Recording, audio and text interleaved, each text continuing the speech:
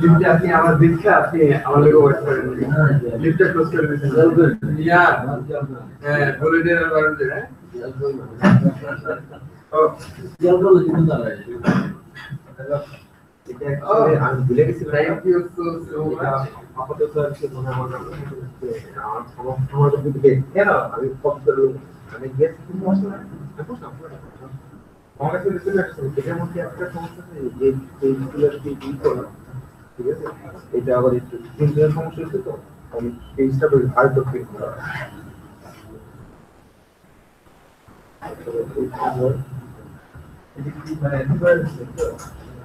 পেজটা ক্লিক করা স্যার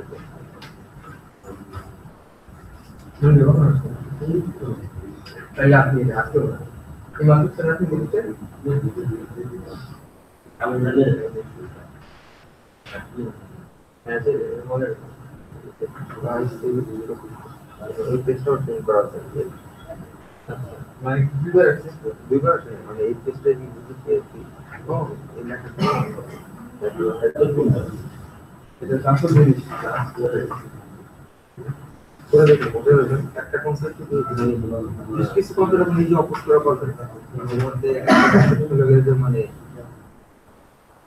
ওই যে এভেলেন কনসেপ্টটা ওইটা আপনি এখানে একটু এটা অ্যাডজাস্ট করা হবে ওইটা অ্যাভয়েড করা যাচ্ছে বাট বাকি জিনিস রিমার্কেও মানে চমৎকার আপনি যদি আরো যদি করতে চান আরো ভিডিও পেয়েছি হ্যাঁ ওই ভাই যে ভিডিও দিল যে গঙ্গা থেকে গঙ্গা ওটা তো খুব রুম করে দেখছি আর আমি তো এই মানে মোটামুটি দুটোই মানে দুটোই আমাদের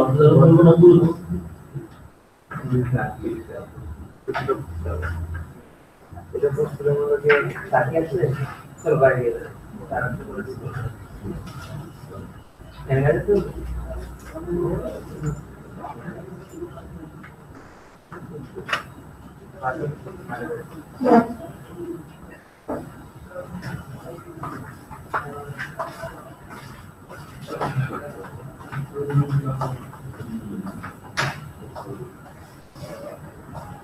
yeah.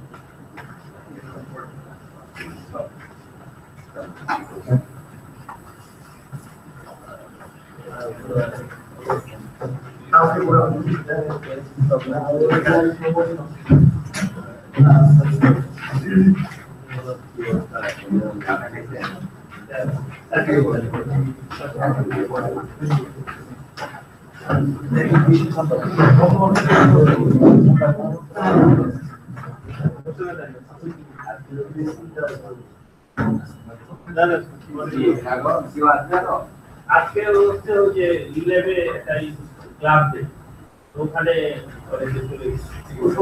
মানে আমি তো 10-15 জন বেশি আশা করি অতিরিক্ত লোক আসা মানে হচ্ছে আর আমাদের সিনিয়র শুধু আসছে English terms are not comfortable.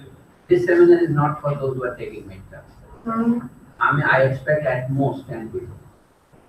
কেউ কম বলে বন্ধ করে দিচ্ছে 10 জন থাকলে কোনো সমস্যা নাই আমরা আজকে আমি অনেকে ফরাসিতে আপত্তি করে আমি দেখলাম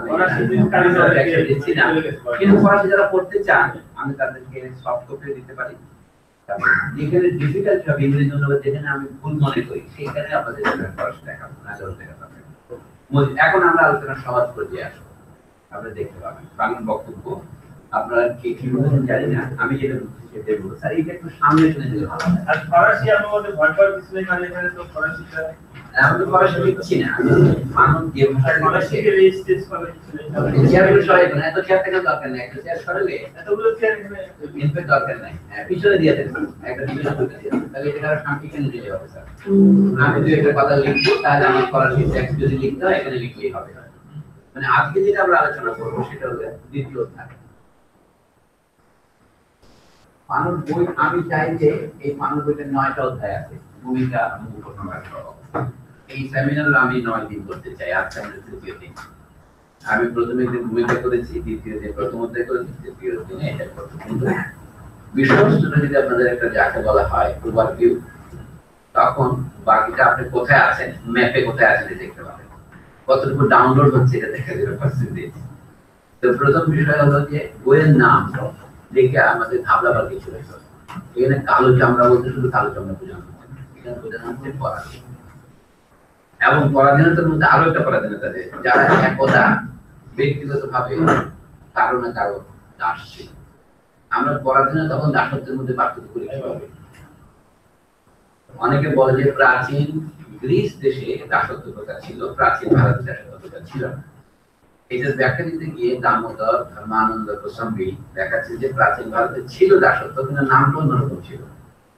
গ্রিক দাসত্বকে বলা হয় শ্যাটেল স্লেভারি শ্যাটেল কি জন্য একজন ব্যক্তি বা পণ্যের মতো আপনি তাকে বাজারে বেচা কেনা করেন ফ্যামিলির থেকে বিচ্ছিন্ন করে বাড়ির ছেলেটাকে দিতে পারেন পুরো ফ্যামিলি বিক্রি করতে পারেন প্রাচীন ভারতে দাসত্ব ছিল গোটা মানে গ্রাম এটা দাসের গ্রাম হবে এবং তাদেরকে শহরের একটু বাইরে একটা বসতি দেওয়া হতো তাদেরকে জল অচল কথাটা আসতে কি যেন ওরা যে কুয়া থেকে পানি নেবে সেই কুয়াতে অন্য কেউ পানি নেবে না ভদ্রলোকের পুকুরে তারা গোসল করবে না এই জন্য ওই থেকে আসে আমরা ইংরেজিতে বলি ওয়াটার টাইট কম্পার্টমেন্ট জল অচল কুঠুরি আমরা বলি কোচের সাথে আমাদের জল চলে না মানে হিন্দু সমাজের মধ্যে যত বৈশিষ্ট্য আছে কোশ্চেন পরিষ্কার দেখেছেন ঠিকই দাসত্ব প্রথা কিন্তু তার আকারটা ভিন্ন আপনারা ইংরেজি বলতে ভালো বোঝেন বাংলা চেয়ে আকারকে ইংরেজি বলে ফর্ম সেই জন্য বলেন তার ফর্মটা শুধু আলাদা তো ফানু সাহেব যেটা দেখাচ্ছেন সেটা আমাদের বইতে দেখতে উনি বলুন যে সমস্ত সমাজে কালো এবং সাদার মধ্যে বৈষম্য আছে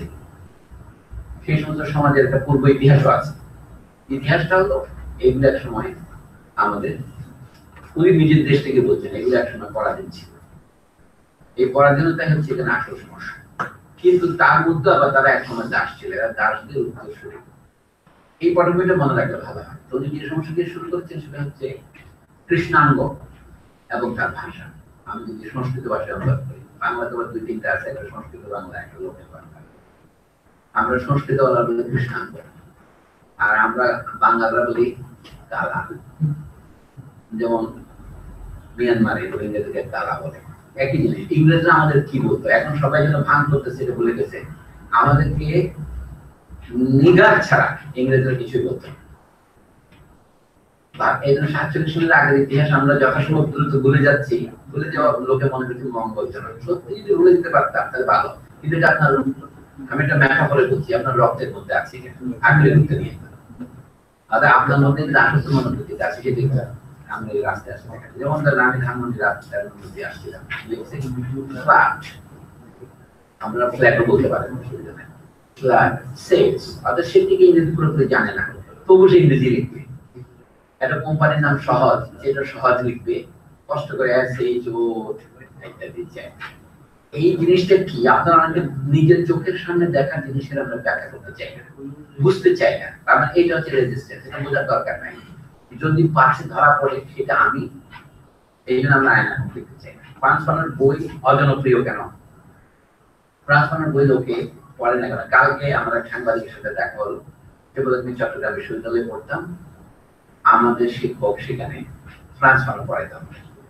তাহলে তোমার সেই শিক্ষকের নাম কি? যেটা নামও বললো, আব্দুল রাজ্জাক, বললাম কি। তো এই লোক, সে নামের শেষে তার বড়ুয়া আছে, বলে যে আমি কি পড়াই সেটা বলতে পারে। এমএ পাস করছে, বলছে আমার হাতে ওই বইটা দেখছি, আমি এটা নিয়ে কাজে তোমার পকেটে নিয়ে গেছি। আমার তো রাস্তায় লোক আছে, বইটা হাতে না যেন চলে না।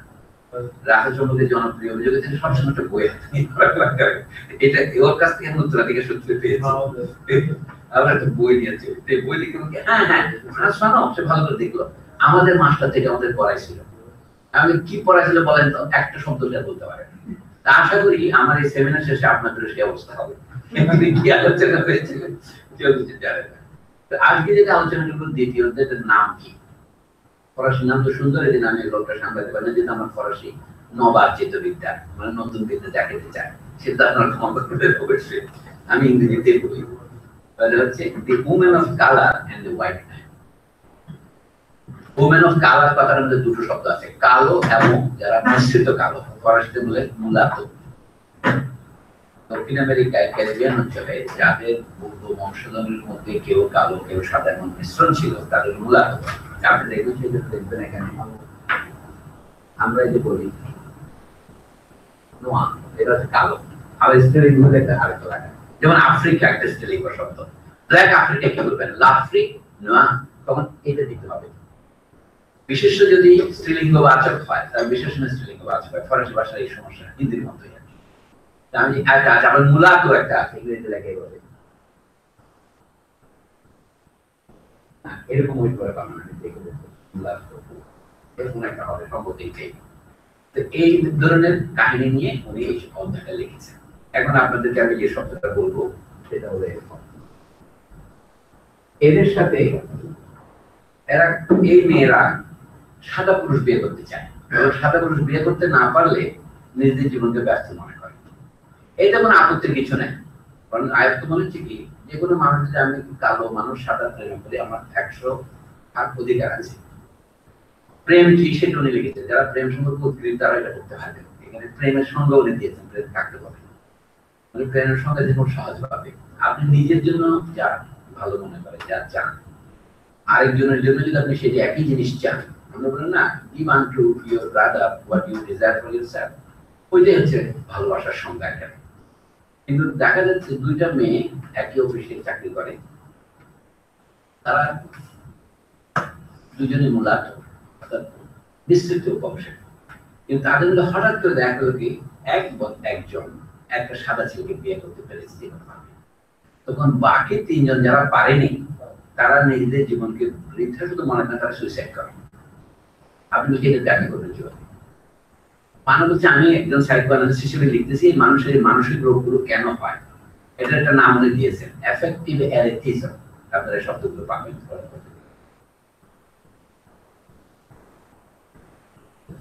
ফ্রেঞ্চ বানান একই রকমই, অ্যারেথিজম।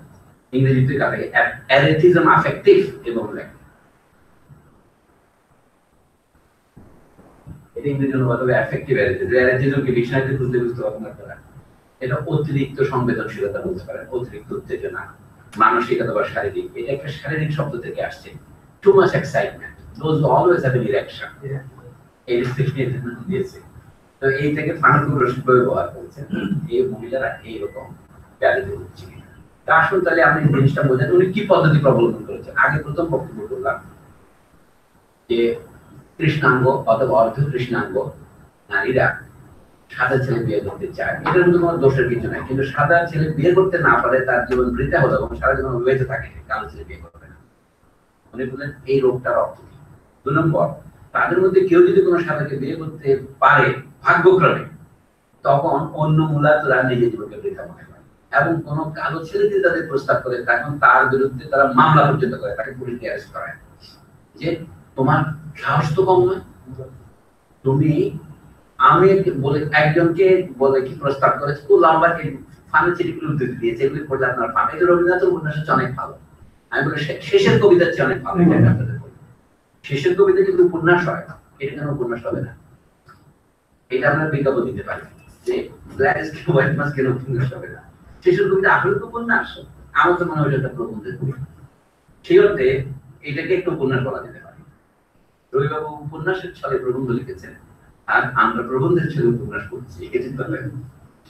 আচ্ছা, উনি প্রথমে সংজ্ঞা দিয়েছেন খুব কঠিন, আপনাদের এটা বোঝার দরকার আছে, কিন্তু না বুঝলেও এখন আত্মহত্যা করবেন না। হচ্ছে কি, man is motion toward the world and toward his life. পড়াশোনাতে সংলাপ এই শব্দ মধ্যে আর ব্যবহার করেছে, হোমো সংলাপ ফ্রেম। এই আমার বইতে কপট পাঠক ও একটা কবিতার মধ্যে আছে, বলছে মানুষ হচ্ছে নিজের থেকে বের হয়ে অপরের দিকে যাত্রা, এর নামই মানুষ। সে অপরের দিকে যাত্রাটা কি, man is motion toward the world and toward his life, মানে toward other man. And movement দুরকম হতে পারে। It can be either a movement of aggression or it can be a movement of love. ওনার ভাষাটা বলছি আমি, a movement of aggression which leads to either enslavement or to conquest. যেমন ভারতে ইংরেজরা এসে অ্যাগ্রেশন করে তারা আমাদেরকে কনকোয়েস্ট করেছে। We are here by right of conquest. ইংরেজরা এটা সিপাহী বিদ্রোহের সময় বলেছে, আমরা সাধারণ গণ আন্দোলনের সময় বলেছে। It is why are we in India by what right? Right of conquest. এর মধ্যে নিহিত শব্দটা কি, we have enslaved you. Right of conquest is virtually the same as right of enslavement. আচ্ছা, এখন বলছেন establishment এরকম শব্দ আছে ফরাসিতে, which leads to enslavement and to conquest. দ্বিতীয়টা কি, or man is a movement of love. Love মানে কি, a gift of self. Don't aswa, নিজেকে দেওয়া। অথবা কি, the ultimate stage of what by common accord is called ethical orientation. এখন France মানে আপনারা ভাববাদী বললেও বলতে পারেন, ফ্রান্স মানে does not care whether you call him a Marxist or not. It was a man is ethical orientation. মানুষ যখন মানুষের দিকে ethical attitude, ethics কথার মধ্যে অনেক শব্দ জড়িত আছে। এটা ethos, ethics একই জায়গা থেকে আসছে, যেটা মানুষের আদিতে হলো যা আপনাকে নিয়ে যায়। যেমন আপনি লক্ষ্য করছেন দড়ি, দড়ি মানে কি, I give you a rope, Mahatma Gandhi বলেছিলেন I'm giving you a rope, keep it long enough so that I can hang you. Giving, দড়ি শব্দের মধ্যে আছে দড়। আপনি অনেক সময় আমরা দমন দমন বলি না, দমন শব্দটা খেয়াল করেন, দন্তনটা চেপে ধরে না থাকে কি, দম, যা আপনাকে দম নিয়ন্ত্রণ করায়। ইংরেজি কি সেলফ ডিসিপ্লিন, প্রাচীন ভারতীয় সংস্কৃত ভাষা বলে দম। আমরা প্রতিদিনই বলি কিন্তু খেয়াল করি না শব্দটা কি। এই জন্য বলছি কি, man is ethical orientation or man is non-ethical which is enslaving. এই দুইটার কোনো একটা হবে। উনিদের ঘটনা এটা বলে তার গৌরচন্দ্রিকা। তারপর বলছেন every consciousness seems to have the capacity to demonstrate these two components simultaneously or alternatively. মানে আমরা জীবনে সারা জীবন যে অন্যকে সেগুলি এনস্লেভ করতে চাই তা না, কখনো কোনো আদায় ethical orientation হয়। Fano is contrasting two things, non-ethical and ethical orientation. They are present either simultaneously or alternatively. আপনি কখনো ethical কখনো non-ethical অথবা একই সাথে যুগপৎ আপনি ethical বা non-ethical হতে পারেন। কিভাবে বুঝতে পারেন দেখা যাবে। এই যে কনসেপ্ট আন্তর্জাতিক প্রশ্ন আসবে, যাক লাগার অনেক কথা কিন্তু এখানে আছে, আমি দেখেছি, পরে দেখেছিলাম আমি যেখানে চিন্তা করি সেখানে আমি নাই, আর যেখানে আমি আছি সেখানে চিন্তা করি না। লাকারের কথা কিন্তু লাকার আগেও বলেছেন। ইটস ভেরি ইন্টারেস্টিং আপনার পাবেন এই চ্যাপ্টারে। আচ্ছা তারপরে কি, the person I love will strengthen me by endorsing my assumption of my manhood, while the need to earn the admiration for the love of others will erect a well-making superstructure on my whole vision of the world. এটা ফরাসিতে উনি German শব্দ লিখেছেন well junction, যে আমার যে বিশ্ব দৃষ্টি জগৎকে আমি দেখি তার নির্ভর করে আমার এই মূল্যবোধের উপর। তারপরে বলছেন, in reaching and understanding a phenomenon of this sort, the analyst and the phenomenologist are given a difficult task. আমি আপনাদের মনে করি যে আমি যে শব্দগুলো লিখেছি ফেনোমেনোলজি, সাইকোঅ্যানালিসিস এর মার্কসিজম, এটা আমি কারোর কাছ থেকে নকল করে লিখি। মানে this is my kind of intervention in interpretation of fun. যে অন্যরা এরকম বলেছে এদের লিখি ফানো লেখা থেকে আমি কোথা থেকে পেয়েছি দেখাচ্ছি। Fanon is সাইমultaneously a phenomenologist and a psychoanalyst. The question of Marxism will come later. এরপর আমরা যোগ করতে পারি fun is a little bit more. আমি এতে সীমিত করছি, it is not an exhaustive clarification, it is only a light through it. তখন তিনি সার্ত্রের বই পড়েছেন ইত্যাদি দিয়ে এখন আমি মূল গঠনে আসি। In this chapter, এটা 42 পৃষ্ঠা আছে, যারা ইংরেজি সংস্করণ করবেন তারা পাবেন। In this chapter devoted to the relations between the women of color, femme de couleur, and the European man, it is our problem to ascertain to what extent authentic love will remain unattainable before one has purged oneself of that feeling of inferiority or that Adlerian exaltation, that overcompensation, which seem to be the indices of the black belt shoe. আমাদের মধ্যে মানুষের মধ্যে যখন একজনের মধ্যে আরেকজনের সাথে infinity complex থাকবে অথবা আরেকজনের মধ্যে ও আমি যা চেয়েছিলাম তার চেয়ে বেশি পেয়ে গেছি, এরকম হলে সেক্ষেত্রে অথেন্টিক লাভ। এই অথেন্টিক লাভ শব্দটা ফেনোমেনোলজির শব্দ। আমরা তর্ক করতে হবে হোয়াট ইজ অথেন্টিক।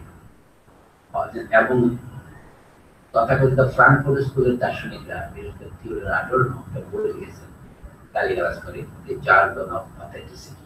আপনারা পড়তে চাইলে পড়তে পারেন যদি আগ্রহ থাকে।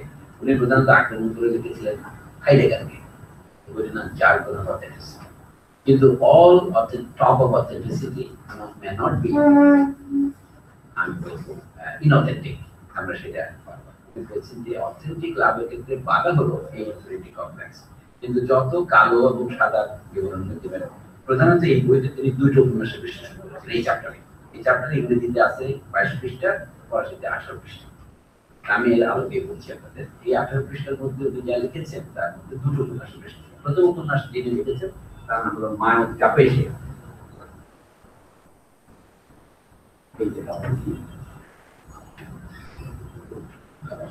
আমাদের মার্শা বার্নিকাটের মতো কাপেশা উচ্চারণ করতে পারেন আপনারা। এটা ফরাসি নাম, কেউ উচ্চারণ করবেন জানি না। অনেকদিন পরে ধরা পড়লো যে মায়াত কাপেশে এটা একটা শব্দ নাম ছিল, মানুষ এটা জানতেন না। আমরা এই 1997 সালে এক উপন্যাসে একজন তদন্ত করে দেখেছেন এই মহিলার আসল নাম মহিলা ছিল। উনি দ্বিতীয় মহাযুদ্ধ চলার সময় সংক্ষেপে প্যাটার্ন বলি এই মার্কিনের দ্বীপটা ফরাসি সৈন্যদের যে অংশ দখল করে রেখেছিল তারা মার্শাল পেতার অনুসারী ছিল, মানে ভিসি গভর্নমেন্ট যেটা বলে, অর্থাৎ হিটলার অনুসারী যেটা ছিল। ফ্রান্স তো 40 দিনের মধ্যে আত্মসমর্পণ করে জার্মানির কাছে। তখন ফ্রান্সের যে সেনাপতি যাকে পরে মৃত্যুদণ্ড দেওয়া হয়, তিনি রাজধানী প্যারিস থেকে সরিয়ে একটা শহর নিয়ে গেছিলেন নাম ভিসি। ইতিহাস পড়ার সময় সবটা পড়বেন ভিসি রেজিম বলে, ভিসি। তার নেতার নাম হচ্ছে মার্শাল পেতা। এবং পেতার অনুগত সৈনিকেরাই মার্কিন দখল করে রেখেছিল। সেই জন্য ফ্রান্স মানুষ বয়স তখন 17 বছর বা 16 বছর। তখন তিনি ওখান থেকে পালাবার পথ খুঁজেছিলেন। উনি ডিঙ্গিতে করে মানে এক অর্থে সাঁতরাইয়া পাশের দ্বীপ ডোমিনিকায় চলে যান। ওইটা ছিল ব্রিটিশ সৈন্যদের দখল, ওটা ব্রিটিশ মনে করেছে। অর্থাৎ ওটা ফ্রি ফ্রেঞ্চ আর্মির, ওটা অর্থাৎ গাগলের সাথে যারা যাবে, যারা মুক্তিযুদ্ধ শুরু করবে, তিনি তাদের সেনাবাহিনী যোগ দিয়েছিলেন। এবং আবার এখানে যখন ছিলেন তখন তার এই পেতার অনুসারী ফরাসি প্রায় 1004 সেইলর ওই দ্বীপ দখল করে রেখেছিল। এবং সেখানে তারা যাচ্ছে তাই করে বেড়াচ্ছিল। বিশেষ করে আপনারা যেটা জানেন, মানে তারা নারী নির্যাতন করে বেড়াচ্ছিল। তো ফ্রান্স মানুষের সাথে একজনের মারামারি হয়েছিল ওই সৈন্যদের। এগুলো ব্যক্তিগত জীবনের কাহিনী তার এই বড় জীবনে পাবেন। মানববিরোধী এক ভদ্রলোকের লেখা তার জীবনী, এটা ব্রিটেনে বেরিয়েছে, রেসিস্ট, তার নাম ডেভিড মেসি। এই ছবিটা ফানো, লেফটেন্যান্ট ডেভিড মেসি। এরা আবার নিউ ল্যাব গ্রুপের লোক, এই জন্য নিউ ল্যাবদেরকেও আমি বেশি শ্রদ্ধা করতে পারি। আমি কোচিকে একদিন বলছিলাম, তোমার ফ্রান্স ফানো সম্পর্কে সাবওয়েজের কথা কিছু বলেছেন কিনা। শেষ পর্যন্ত 3.5 মিনিটের একটা ভিডিও পাওয়া গেছে, এখানে ফানোর বই থেকে সে পড়ে শোনাচ্ছে সাবওয়েজ। The least fascist among the fascists is also a fascist. একটা বিখ্যাত উক্তি হচ্ছে রোকে দাঁড়ানো। এল সালভাদরের কবিতা। আমি বলছি যে even if you are a left, it is very difficult not to become a racist in Europe. তো ফান সম্পর্কে বলেছে পদে পদে আপনি রেসিজম দেখতে পাবেন। ফানকে ছোট করার জন্য সে বড় বই লিখেছে। তা আল্লাহ তাআলা তাকে হায়াত দান করুন। Hallelujah. Then we should praise without the Lord. এখন মার্শাল পেতার সৈনিকেরা যখন মার্তিনি দখল করে রেখেছে, সেই সময় ফ্রান্স মানুষ এখানে হাই স্কুলের ছাত্র, ম্যাট্রিক পাস করেন নাই, তখন ইন্টারমিডিয়েট পাস করেন নাই। মানুষ যাদের যুদ্ধ থেকে ফিরে এসে ম্যাট্রিক পাস করেন, আপনাদের যাদের জীবনের সম্পর্কে জানতে ইচ্ছা হয় আর কি, স্কুলের শেষ পরীক্ষা শেষ না করে তিনি যুদ্ধে চলে যান। তো যুদ্ধ থেকে যাওয়ার সময় তার স্কুল শিক্ষক তাকে বলেছিল, তুমি কেন যাচ্ছ সেখানে? It's a white man's war. মানে বলছেন wherever man is enslaved, I'm going to fight there। তখন আইডিয়ালিজম ছিল আর কি। যুদ্ধ থেকে ফিরে আসার পরে মাস্টার তখন দেখা হয়েছে, মানুষ বলছে, sir I agree with you, I fought the war, I was wounded 2 times, I was given the highest war decoration, district উপাধি পেয়েছি ফ্রান্সে, কিন্তু now I agree it was white man's war. এগুলো ট্রাজিক ব্যাপার। তো যা হোক, ফ্রান্স মানে ওখান থেকে এসে কিন্তু বই লিখতেছেন, অর্থাৎ ওই হাই স্কুলের পরীক্ষা পাশ করে ফ্রান্সে মেডিকেল পাশ করে যখন থিসিস লিখতে বসে তখন এই বই লিখছেন, তার অভিজ্ঞতার কাহিনী। তখন 1948 সনে 1950 সনে দুটো উপন্যাস বেরিয়েছিল। কোরিয়া নামক এক প্রকাশনা সংস্থা 1948 মায়ানতে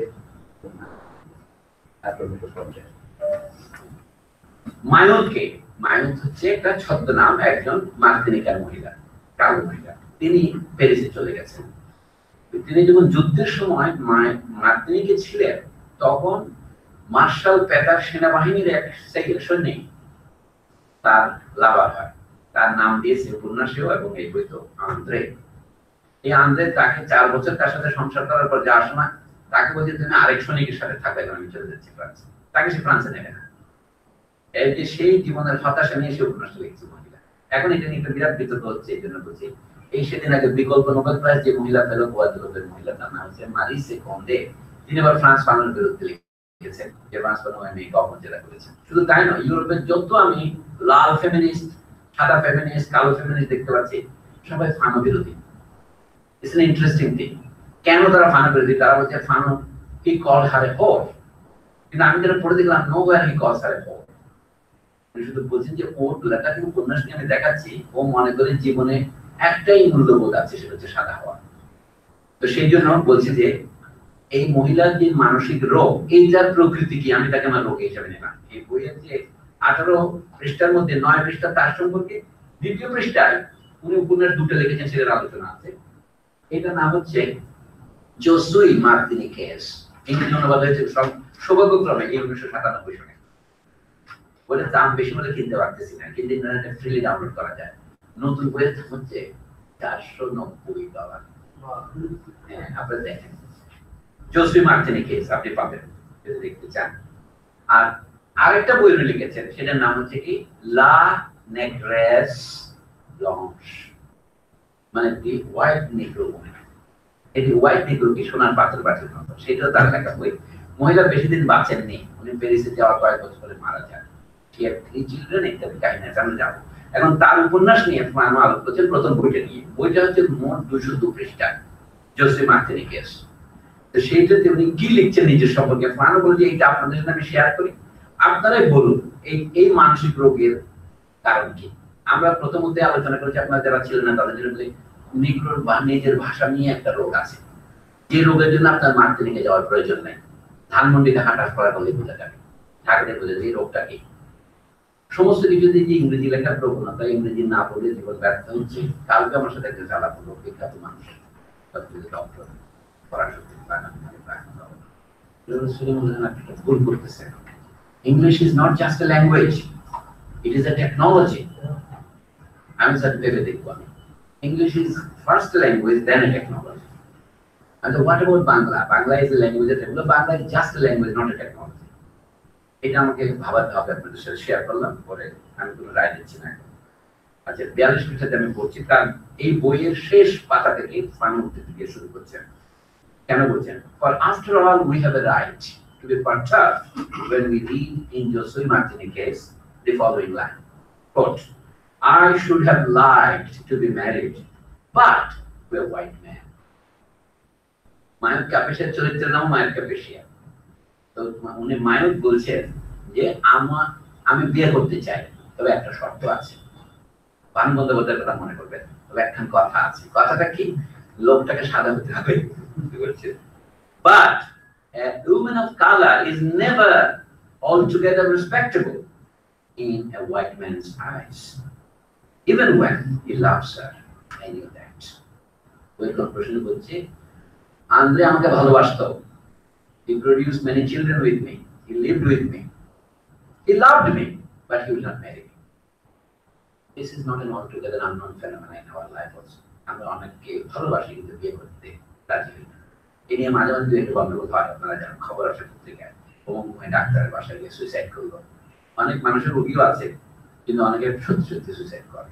এমনি বলছেন মায়ক কাপেশিয়া এই জিনিসটা লিখলো, এটা সম্বন্ধে আমি কি বলবো? আমি আবার বলছি, I should like to be married but only to a white man. But at the same time there is a problem. I know that the white man does not respect us even when he loves us. So therefore, this passage we search in a way as the conclusion of a vast delusion across one's brain. One day, a woman named Mayuk Kapesia, obeying a motivation whose elements are difficult to detect, sat down to write 202 pages, that is her life, in which the most ridiculous ideas proliferated at random. The enthusiastic reception that greeted this book in certain circles forces us to analyze it.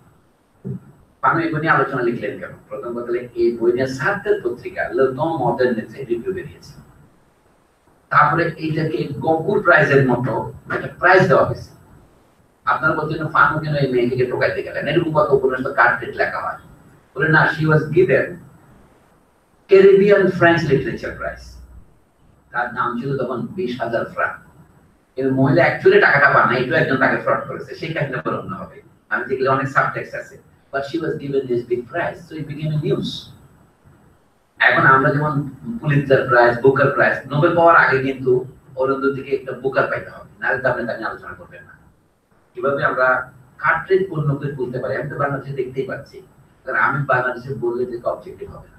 যারা যারা prize পাচ্ছে মোটামুটি একই জিনিস, শুধু একটা নয়, এখন আইএফএসএ ব্যাংক প্রাইজ দিচ্ছে, বিভিন্ন গ্রুপ প্রাইজ দিচ্ছে। তো এই জন্য ওই মহিলা একটা প্রাইজ পেয়েছিলেন। উনি বলছেন, আমি লম্বা কথা বলতে পারবো না। The enthusiastic reception that greeted this book in certain circles forces us to analyze it. উনি বলেন, তারপর আমি বেশি কথা বলবো না, সমানষ্ট করতে পারবো না, শব্দটা সুন্দর, সার্কামলোকিউশন, আমি কথা ঘুরিয়ে পেঁচিয়ে বলতে পারবো না। এই কারণে তার এই বদনাম হয়েছে। ব্যক্তিগতভাবে আমি লেখকের প্রতি তুচ্ছ হলো, আমার এই সমস্যা, আমি কথা ঘুরিয়ে পেঁচিয়ে বলতে পারি না। অনেক বলতে, তুমি ডাইরেক্টলি বলো কেন, ঘুরিয়ে পেঁচিয়ে বলা হয় না। I am unable structurally to speak that way. উনি বলছেন, for me all circumlocution is impossible. তাহলে আমার মূল বক্তব্য একদম বলে ফেলি, কোলনের পরে জোসুই মার্টিনি case is a cut rate merchandise, a sermon in praise of corruption. ফরাসি ভাষার শব্দ হচ্ছে রাবে, RABE, এটা মানে হচ্ছে কি অতি সস্তা পণ্য। অর্থাৎ কাট রেট মানে হচ্ছে কি আপনি দাম কমাতে যে কোনো ধরনের পুশ করবেন। অনেক এই যে আমাদের টেলিফোন মাঝে মাঝে প্রমোশন করার জন্য বলে না, এটা কিনেন, এই ধরনের কাট রেট। এটার বাংলা আমি জানি না, অনেক যেটা লিখছেন ফরাসি দেখবেন রাতে লিখছে। এটা কি? এই উপন্যাসটা হচ্ছে প্রেসক্রিপশন ফর কারাপশন। এখন এইটার জন্য যে তর্ক চলছে, আপনারা দেখবেন ফানো বিরোধীদের প্রাধান্য কেন বামপন্থীদের মধ্যে বেশি, এটা বলে দিল। নারীপন্থীরা সবাই কিন্তু ফানো বিরোধী, যে কারণে আমি দেখছি এখানে নারীবাদীরা সবাই হামাসবা বিরোধী। নারীবাদী মানে আবার বলতে হবে বুর্জোয়া নারীবাদীরা, যারা উচ্চ শ্রেণীর স্থাপক করে, অথবা তারা those who belong psychoanalytically speaking to the upper class। আচ্ছা বলছি, গল্পটা তাহলে একটু সংক্ষেপে শেয়ার করি আপনাদের সাথে, আমি পুরো পড়বো না। Mayotte loves a white man to whom she submits in everything. He is her lord. ফরাসি সুন্দর সে lo signor, ফরাসি অন্য একটা রসিকতা আছে যে ইংরেজি আসে না, he is the lord. She asks nothing but Paklam. Dr. Mahmood, we are honored by your August presence, sir. This is November, Kansam Nation. It's not yet August. Mayotte loves a white man to whom she submits in everything. He is her lord. She asks nothing, demands nothing, except a bit of whiteness in her life. জীবনের একটু সাদাত্ব ছাড়া তার আর কোনো প্রার্থনা নেই। When she tries to determine in her own mind whether the man is handsome or ugly, she writes, quote, Andre Shobhuke likhche, all I know is that he had blue eyes, long hair, and a light skin. And that চিন্তা লিখছে, আমার কিছু মনে নাই, তার চোখ ছিল নীল, চুল ছিল সোনালি, এবং তার চামড়া ছিল একটু সাদা। এবং আরেকটা কথা আমার মনে আছে, আমি ভালোবাসতাম। মানুষ রসিকতা করে বলছেন, যদি বাক্যগুলিকে আমরা রিঅ্যারেঞ্জ করি, আরেকটা চমস্কির মতো করে আমরা যদি সিনট্যাক্টিক স্ট্রাকচারটাকে দেখতে পাতলাই, এই দাঁড়াবে।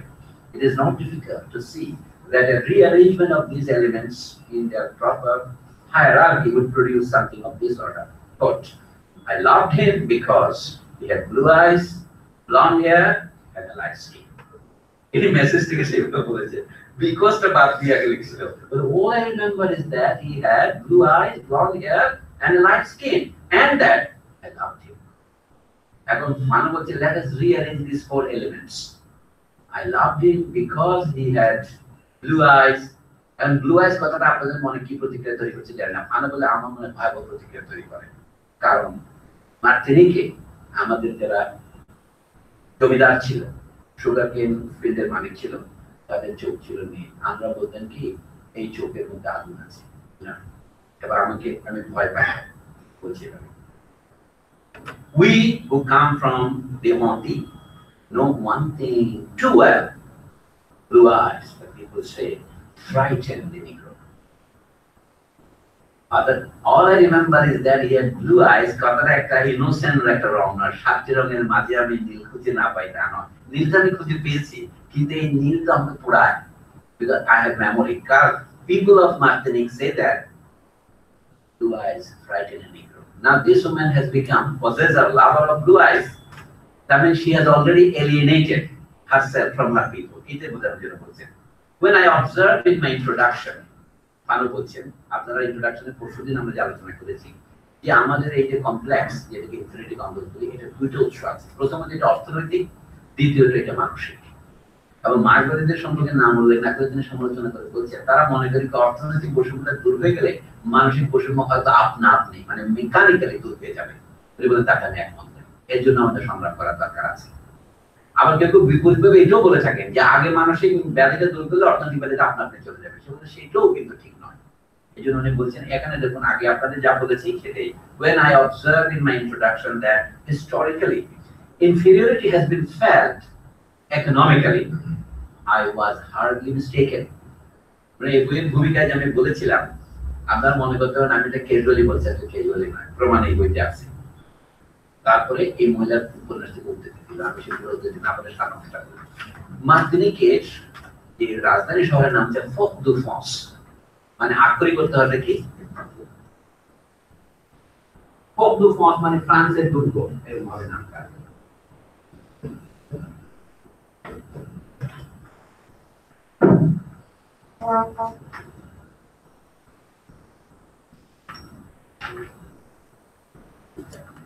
সেখানে একটা অঞ্চল আছে, এটা দিয়ে আমাদের ঢাকা তো যেমন আপনারা এখন গুলশান করেছেন, বাড়িদারা করেছেন, পর্যটকরা এখানে থাকে। সেটা আবার শহরটা একটু মানে এমনি ফ্ল্যাট শহর, কিন্তু একটা ছোট পাহাড়, চট্টগ্রামের কথা কল্পনা করেন, বাটালি হিল অথবা ট্যাপ পাহাড়, একটু উঁচু পাহাড়ের মধ্যে এই পাড়াটা আছে। তো চট্টগ্রামও সেরকম আছে, বিভিন্ন কোম্পানি, চা কোম্পানিগুলির বাড়িতে বাংলো ছিল ওই জায়গায় দিয়ে। সবাই মনে করে কি ওই দিদিয়েতে বড় লোকেরা থাকে, বড় লোক মানে সাদা। আপনারা মানুষ যারা রেচের অব্দি আপ করবেন সেখানে দেখবেন in the colonies if you are white you are rich, পরে if you are rich then you become automatically white। এইটার উদ্দেশ্যে সেই কথাটার উৎপত্তি এখানে উনি বলেছেন। বলতে আমি একটু দেখেন ভদ্রমহিলার জীবনের একটা অংশ বলে there were evenings unhappily when he had to leave me alone in order to fulfill his social obligations। এই মানে মার্শাল পেতার শেষ হয়নি আন্দ্রের সাথে সে একত্রে বসবাস করে। আপনাদের কি বলেন যেন বাংলা এখন মানে বাংলা বলে যেটা অশ্লীল শোনায় সহবাস, কিন্তু ইংরেজি বলে লিভ টুগেদার বলে ভালোই লাগে। একসাথে লিভ টুগেদার করে, এই জন্য দেখেন এক ভাষা দিয়ে আরেক ভাষা অনুবাদ করা কঠিন। বাংলা সহবাস আর ইংরেজি লিভ টুগেদার যদিও বা অর্থে এক কিন্তু ব্যঞ্জনা এক নয়। তো বলছি there were evenings unhappily when he had to leave me alone in order to what fulfill his social obligation। তার মানে কি সে ক্লাবে যাবে, সাদাদের ক্লাবে, এবং তার এই বান্ধবী যদি কালো তাকে সে নিয়ে যাবে না। তো একদিন অনেক কারণে তাকে একদিন নিয়ে গেল, নিয়ে যে কি হলো সেটা বলছি। he would go to Didier, he would go to Didier, the fashionable part of Fort-de-France inhabited by the Martinique whiteys। অর্থাৎ মার্টিনিকের বড় লোকেরা যারা পয়সাওয়ালা হচ্ছে তারা ওখানে বাড়ি কিনতে পারে, even if they are black তারা ওখানে বাড়ি, কিন্তু সংখ্যায় খুব কম। অ্যাকচুয়ালি মার্টিনিকে যে হোয়াইটরা থাকে তাদের সংখ্যা মার্টিনিকের জনসংখ্যার তুলনায় হয়তো 2 ভাগ হবে না, 1 ভাগ হবে না। who are perhaps not too pure racially but who are often very rich। তখন ব্র্যাকেটের মধ্যে লিখতেছে মাইল কাপে সে লিখতেছে অবাক, ফ্রান্স মানে তার কাছ থেকে নকল করেছে পরে। it is understood that one is white above a certain financial level, and the France whiteys most of them government people and military officers। তাহলে দুই ধরনের হোয়াইটি আছে, হোয়াইটের সাথে একটা y এবং s লাগাইছে whiteys। বলতে there are two kinds of whiteys, Martinique whiteys inevitably they are rich, আর the real whiteys from France তারা গভর্নমেন্ট অফিসার, মিলিটারি অফিসার। সেই এলাকার ক্লাবে আন্দ্রে গেছে, তাকে ফেলে। এখন বলছে among Andre's colleagues who like him had been marooned in the Honti by the war। আমি আগে যে পটভূমিটা বলেছি যুদ্ধের সময় তারা এখানে আটকা পড়েছে, কিন্তু তারা বিসি সরকারের প্রতি অনুগত, ফ্রান্সের বিদ্রোহী সরকারের প্রতি নয়, অর্থাৎ জার্মান অনুগত। তো বলছে Andre's colleagues who like him had been marooned in the Honti by the war, some had managed to have their wives join them in। অনেকে স্ত্রী নিয়ে আসতে পেরেছে যেভাবে হোক। I understood that Andre could not always hold himself aloof from them। I also accepted the fact that I was barred from this society because I was a woman of color। আচ্ছা, সে কেন নিজে woman of color বলছে, black বলছে না, সেটা তো আপনারা আসবেন। সে দেখছে তার গ্র্যান্ড মা সাদা ছিল। কিভাবে ছিল? She had the misfortune of falling in love with a Martinique black man। She was Canadian white। সে বলছে আমার এই দিদিমার কথা ভাবলাম আমার রাগ লাগে, সাদা ভেসে কেন কালো বিয়ে করতে গেল, এগুলো মত পড়াশোনা আছে কিনা। স্মৃতিকথার মধ্যে বলছি আমি তাদের মেয়েরে কুটি কুটি করে খাসকির মতো করতাম, এই স্মৃতি দিয়ে পড়াইতাম। এই মানে তার উপন্যাস থেকে এই ফিলিংটা আপনি পাবেন। আমি দুই একটা কোট করছি। I was barred from this society because I was a woman of color, and la femme du couleur লিখতেছে she is not calling herself a negress। কেউ ভুলে তাকে তার নিগ্রো বলেছিল, তখন সে তার বিরুদ্ধে মামলা করতে গেছিল, কেন তুমি কোন সাহস আমাকে নিগ্রো বললা। But I could not help being jealous। It was no good। He's explaining to me that his private life was something that belonged to him alone, and that his social and military life was something else which was not within his control। I nagged so much that one day he took me to Didier।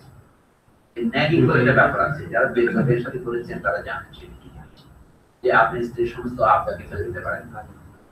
আমাদের শ্রদ্ধেয় মুরব্বী আপনাদের সাথে কোনো কিছু না, এটা আমার স্ত্রীর মতো বলতে একটা বই কিনলে বই করে নিতে পারেন না, লুকায় রাখেন, বলে না আজকে বেশি বই দিয়ে গেছে, এটা দোকানে রেখে দেন। It's so much beautiful। He married one of his classmates। এমন নয় যে কম শিক্ষিত বা গ্রামের মেয়ে, এমন নয়। তারা দুজনই বন্ধু, কিন্তু ওনার ভয় তিনি বই একদিন আজকে বেশি বই দিয়েছেন, দুটো রেখে যায় আমার কাছে, এগুলো পরে দিয়ে স্যার। ঠিক আছে sir. We spent the evening, he called it, in one of those little villas that I had admired since my childhood, with two officers and their wives.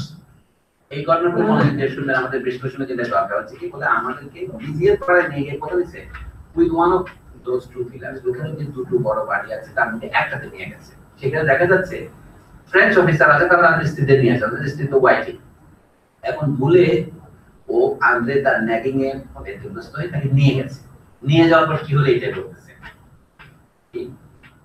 two officers and their wives the woman kept watching me with a condensation that I found unbearable তাকে ওরা এই করে সব গ্রহণ করে না তাকে যেভাবে বাঁকা চোখে তাকায় সেগুলো আমি তো সহ্য করতে পারছি না তারপর কি হলো I felt that I was wearing too much makeup that I was not properly dressed it was a self accusation শুরু হয়ে গেল আজ বোধহয় আমি বেশি মেকআপ দিয়েছি বলে আমাকে পছন্দ করছে না আপনারা এখন জানেন যে কুর্দিস্তানের সবচেয়ে বিখ্যাত গায়িকাদের একজনের নাম হচ্ছে লোকা জহির একজন কমেন্টটা গান শুনি তাই মুখ লেখছে কি বলে লোকা জহির তো দেখা যাচ্ছে না মেকআপের জন্য এটা হচ্ছে হিন্দুদের লোকা জহিরের মতো একদিন আমাদের বাঙালি জহিরের নাম আছে ডক্টর জহিরের নাম যেরকম সেরকম লোকা জহির LOKZHI আর আপনারা টাইপ করে দেখতে পারেন লোকা জহিরের গান শুনবেন she sings very well in my bad listening capacity I find her very attractive কিন্তু চেহারা দিকে তাকালে বলে যে না দেখিয়ে গান শোনাই ভালো that I was not doing Portuguese I felt that I was wearing too much makeup and I was not properly dressed that I was not doing Andre credit perhaps simply because of the color of my skin in short I spent so miserable an evening that I decided I will never again ask Andre to take me এখন এটা ট্রান্সফারের দোষ ধরেছে সেই মহিলা দেখাচ্ছে এক জায়গায় আছে 18 বছর বয়সের আগে সে ফোক দু ফ্রান্স আসে না অথচ সে এখন বলছে আমি ছোটবেলা থেকে ওই সাদা বাড়িগুলোর দিকে তাকিয়ে থাকতাম ও বলছে তুমি যে গ্রামে ছিলে সেখান থেকে তো সাদা বাড়ি দেখার কথা না তাহলে এই মানে কি অর্থাৎ তার কথার মধ্যে একটা ইনকনসিস্টেন্সি আবিষ্কার করে ফ্রান্স মানে খুব উল্লাস করতে হচ্ছে আমি উল্লাস করার বেশি কিছু নাই সে মনের জগতে শুনেছে দিয়ে ঢাকা না আসলে ঢাকার মানুষটাকে দেখা যায় যে আমার যদি একটা বাড়ি দ্বারায় বাড়ি হতো আমি ছোটবেলা থেকে বাড়ি দ্বারা গল্পটা রামচন্দ্র মুখে শুনতেছি যে এই যে বাড়ি দ্বারা এখন বড় লোকরা বাড়ি করতেছে জমি কিনতেছে সেরকম আমরা ইউনিভার্সিটিতে 75 শুনতে পেয়েছি তো সেরকম বলছি ইট ওয়াজ Didier the preserve of the richest people in Martinique that magnetized all the girls' wishes and she makes the point herself quote one is white above a certain financial level the houses in this section had long dazzled the lady I have the feeling however that myopia is laying it on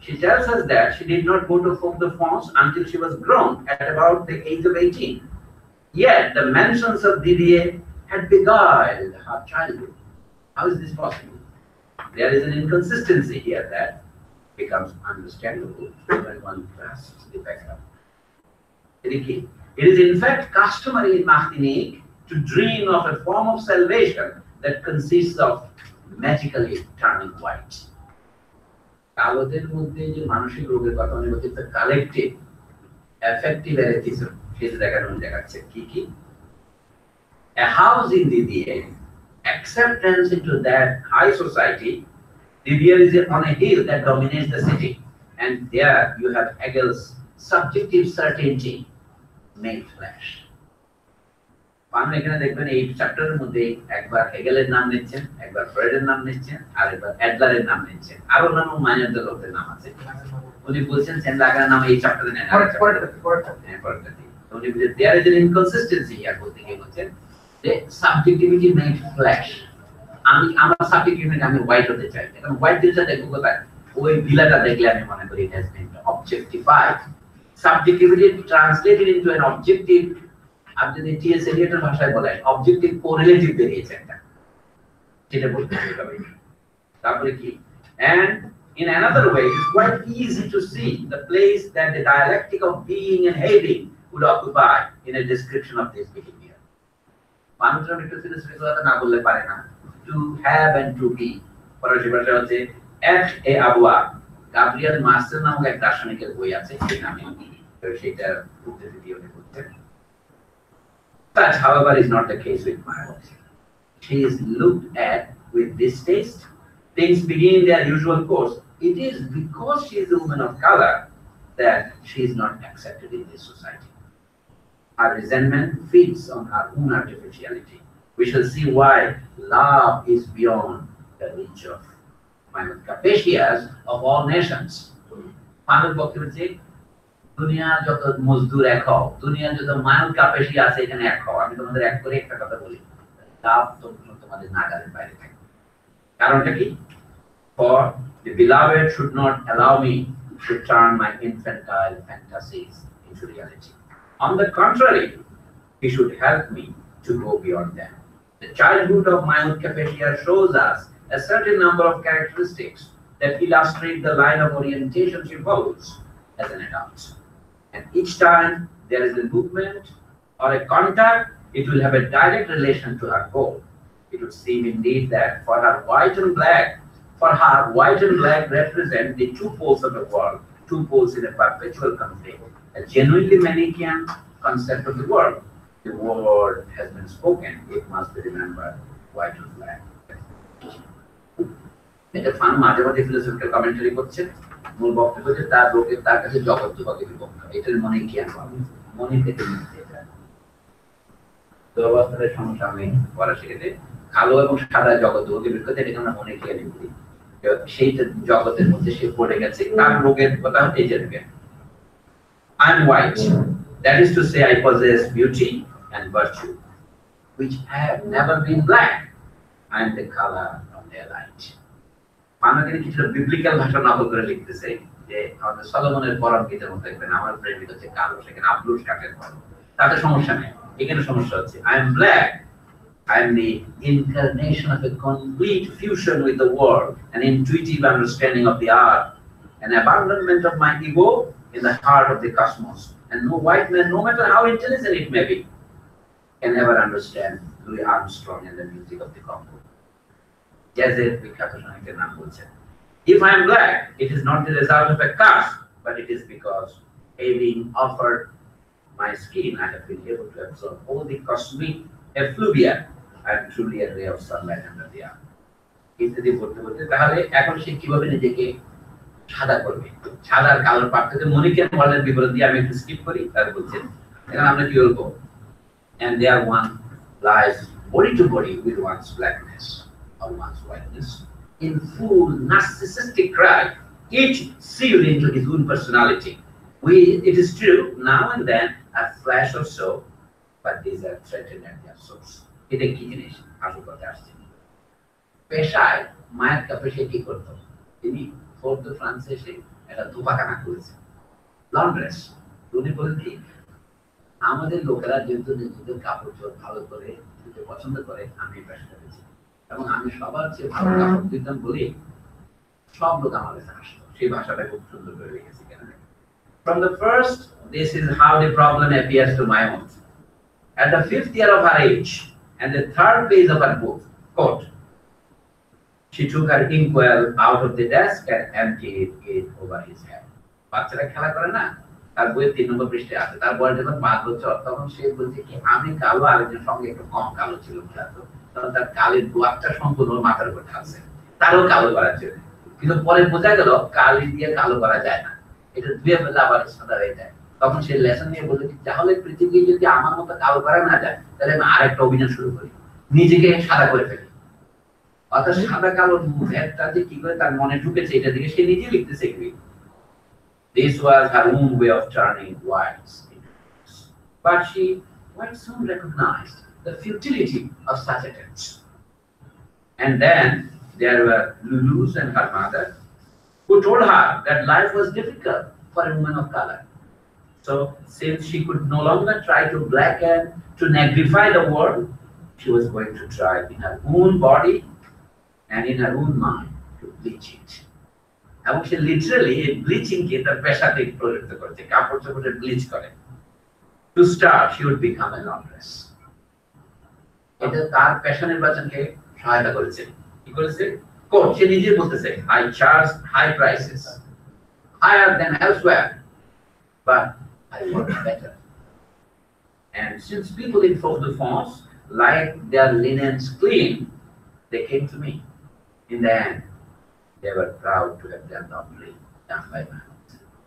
এইটা উপন্যাসের 131 পৃষ্ঠা থেকে France মানে একটা বুক review করতেছে মাত্র আমি শেষ করি টাম্পো আর কি তাই এটাকে সাবফ্যাক্সের কমপ্লেইন বলা যায় হ্যাঁ এটাকে সাবফ্যাক্সের কমপ্লেইন বলা যায় দেখা যাক আগে উনি কি বলছেন শুনি তারপরে আসি এখন আসল কথা আসুন প্রথম বলছেন কি ভদ্র মহিলা ছোট বয়সে 3-5 বছর বয়সে একজনের মাথায় কালি ধোয়া ঢেলে দিয়ে পরে শুনতে পেয়ে কালো করা যায় না তখন সে মনে করে কিন্তু সাদা তো করা যায় তখন সে প্রতীক হিসেবে কাপড় ধোয়ার ব্যবসা করবে নিজের চামড়া তো পুরোপুরি সাদা করা যাবে না এখন সে বলছে কিন্তু তার চামড়া সাধারণ কালোদের চেয়ে একটু ফর্সা ছিল আমি এই কথা কেন বলছি গত দিনে ক্লাসে বলেছি দুটো সমস্যা তৈরি করে কালোরা নিজেদেরকে সাদা চেয়ে হীন মনে করে এই কারণে তারা সাদাদের ভাষাকে নিজেদের ভাষা চেয়ে ভালো মনে করে এটা তো আছে আর আবার এটা দ্বিতীয় প্রতিক্রিয়া কি তারা কালোদের মধ্যে রঙের একটু তারতম্য থাকলে যার চামড়া সাদার একটু কাছে সে নিজেকে বেশি সভ্য মনে করে এবং সেই জন্য সেনেগালের কালোকে আর্জেন্টিনার কালো চেয়ে খারাপ মনে করে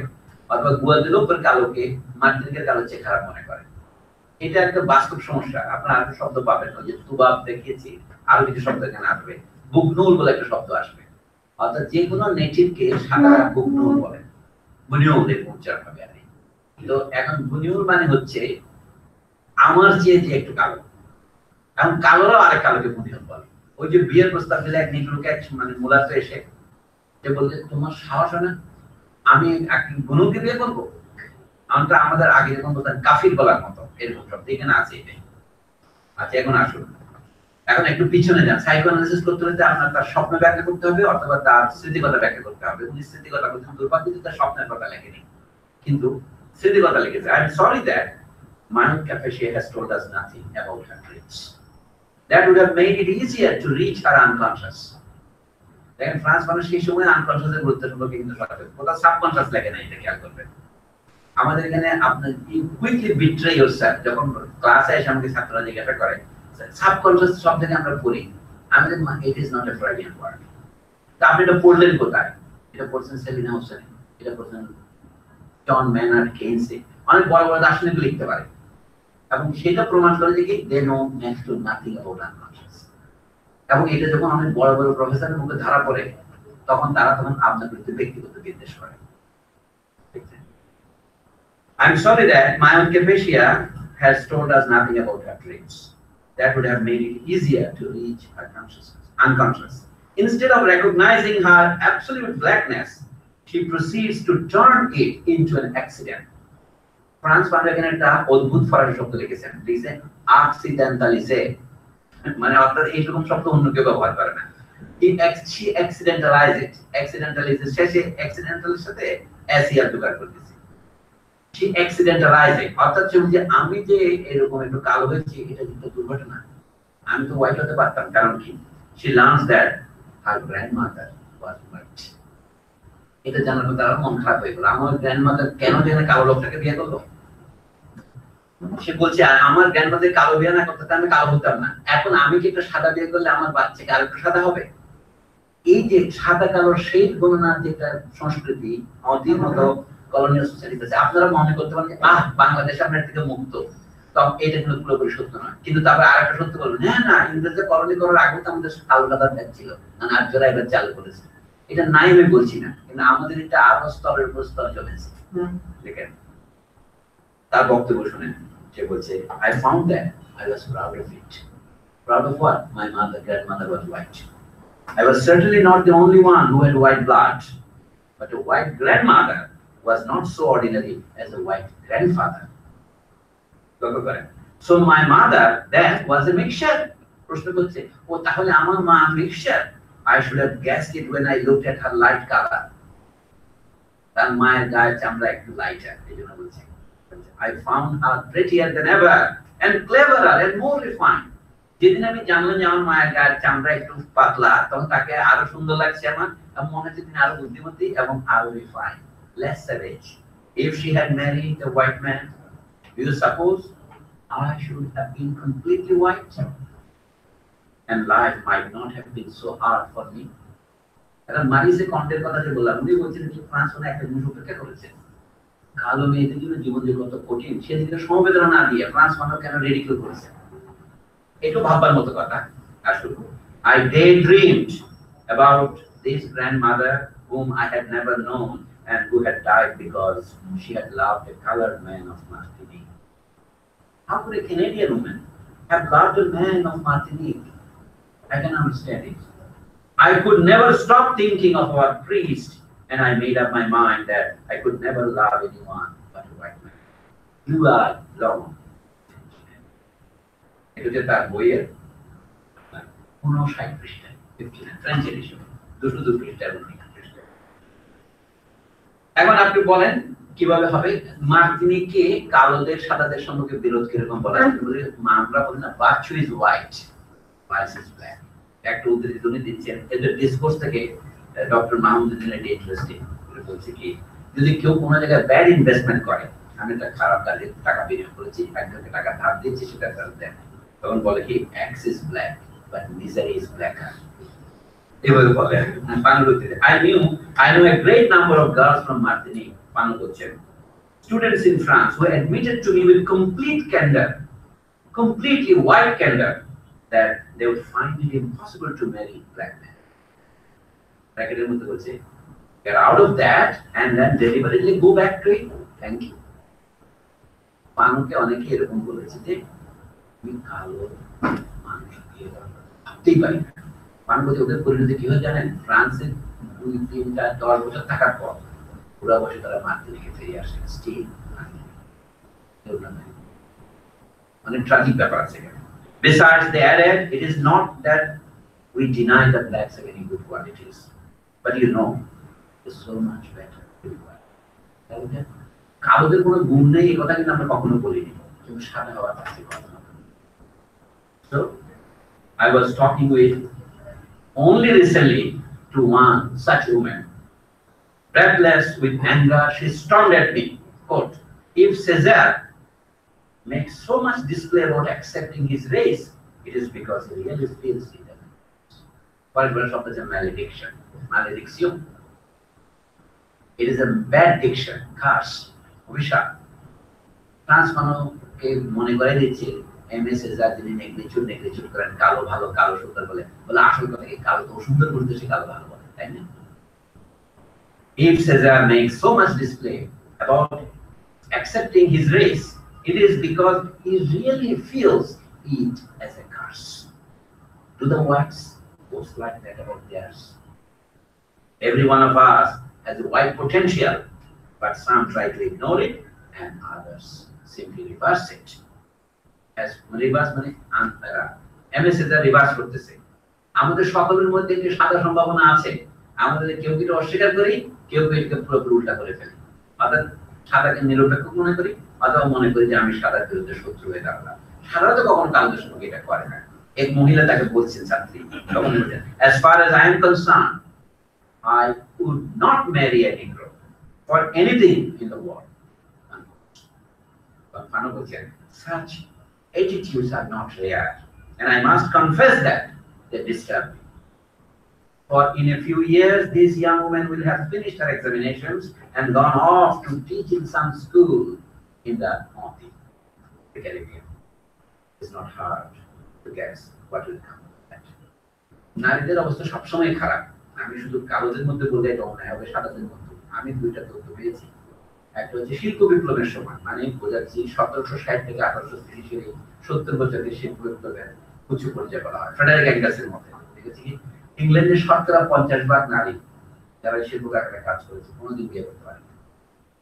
মজা হচ্ছে the same truth is true about the United States of America, new England, Boston অঞ্চলের আপনি সেখানেও পরবর্তী 50 বছরে 1820-30 দশকের দেখা থেকে roughly about 50% of women were never married. এই জন্য স্পিনস্টার কথাটা চালু হয়েছিল। স্পিন করতে তারা কাপড় কাটেনি, আমরা সুতা কাটেনি, চাঁদের বুড়ি স্পিন এবং উইভিং এন্ড স্পিনিং, যারা স্পিন করে তারা স্পিন স্টার, আর যারা আমরা গান গাই আমরা সং স্টার। সেই জন্য স্পিন স্টার কিভাবে লাগে আমি নির্বাচনে যারা এখন প্রচারণা শুরু করে তাদের তো এই জন্য বলে কি, তাদের তো স্টার বলে। কিসের স্টার বলে তারা? তারা নির্বাচনের কথাবার্তা যারা তাদের নাম আছে তার নাম স্পিন, তারা স্পিন স্টার, তারা স্পিন ডক্টর বলে থাকে, স্পিন ডক্টরের জন্য করে এখানে আছে। এখন অলরেডি আমাদের টিভিতে শুরু হয়ে গেছে স্পিন ডক্টর, সংলাপে কেন্দ্রের জন্য যারা প্রতিদিন টিভিতে যাচ্ছে, এগুলো থেকে একটু স্পিন ডক্টর, তারা যাকে যেতেছে তাকে যেতে দিচ্ছে। তো দেখুন এখন বসে বলার পরে আমি আর কি বলবো, ফানু বলছে কি আমার খুবই খারাপ লাগছে। An enormous task confronts the Atlantean who has begun to by carefully examining the objectivity of the various prejudices prevailing in his environment. It is a funnel project. Objectivity of the prejudice. এই prejudice এর পটভূমিটা কি? But dialectic required, তখন ফানু আসল কথায় আসলো, বলে আমি এই জিনিসটা আমার থিসিসে লিখতে চেয়েছি, আমার প্রফেসর এই থিসিসটা গ্রহণ করেন। ডক্টর মাহমুদের মতো উনি কিন্তু দুটো থিসিস লিখছেন, আপনি দুটোতে ডিগ্রি পাইছেন, উনি একটা পাইছেন। Mahmoud is a rare man who has two PhDs in among us. When I began this book, Fanu bolchen, having completed my medical studies, I thought of presenting it as my thesis. But dialectic required the constant adoption of positions. Uni kotha ekটু circumlocution korlen je master sahebra amake eta pass karaয় নাই, amake thesis likhte boleche. Although I had more or less contemplated on the psychic alienation of the black man, I could not remain silent about certain things which, however psychological they may be, produce consequences that extend into the domains of other sciences.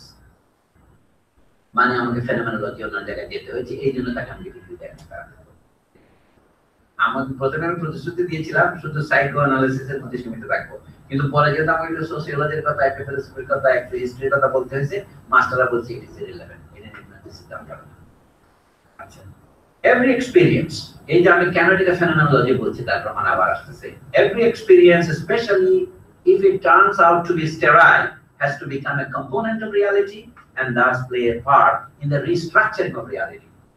That is to say that the patriarchal European family, with its flaws, its failures, its vices, closely linked to the society that we know, produces about 30% neurotics. এখন রোগের class নির্ণয় করছেন, European ফ্যামিলিতে প্রায় 70-30 জন neurotic হয়, কিন্তু আমাদের কালো সাইটনে বলতে আমরা 100% নিউরোটিক। এটা উনি দেখাবেন। নিউরোসিস দুটো পর্যায়ে আছে, একটা হিস্টেরিক্যাল আর একটা অবসেসিভ। উনি বলছেন যে বেশিরভাগ অবসেসিভ নিউরোটিক, যেমন মাইল্ড ট্রাপেশিয়ার উনি ক্লাসিফাই করছেন শি ইজ অবসেসিভ নিউরোটিক। এই থেকে যারা সাইকোঅ্যানালিসিসের ছাত্রছাত্রী আমরা, আমাদের থেকে লাভে আসবে এটা, মানে তার সাথে একমত হওয়ার জন্য বলছি না, but look at the method he is using. The problem is to create, with the help of psychoanalytical, sociological, political lessons, a new family environment capable of reducing, if not eliminating, the proportion of waste in the asocial sense of the term. In other words, the question is whether basic personality is a constant or a variable. আচ্ছা, এখন আপনারা বলে যে তাহলে কি রোগ হবে, আমি এখানে একটা ব্রেক নেওয়ার আগে পড়তে আসছি, পরে দুটো এপিসোড করে একটা ব্রেকে যাই। এরপরে আরেকটা উপন্যাস নিয়ে আমরা আলোচনা করবো, সেই উপন্যাসের নাম হচ্ছে নিনি। লেখকের নাম আব্দুল্লাহ সাচি, সেনেগালিস। নাম থেকে মুসলমান মনে হচ্ছে, হয়তো আই ডোন্ট নো। নিনি মানে কি? আরেকটা নায়িকার নাম নিনি। নিনি হচ্ছে ইংরেজিতে যেটাকে আমরা ভার্জিনিয়া বলি, সেটাকে ফার্সি ভাষায় ভিরজিনি বলে, VIR, ভিরজিনি। ভিরজিনিকে সংক্ষেপে নিনি বলে, কিন্তু এর আরেকটা অর্থ করা যায় নিনি, মাঝখানে ফরাসি যদি বলে এরকম হবে।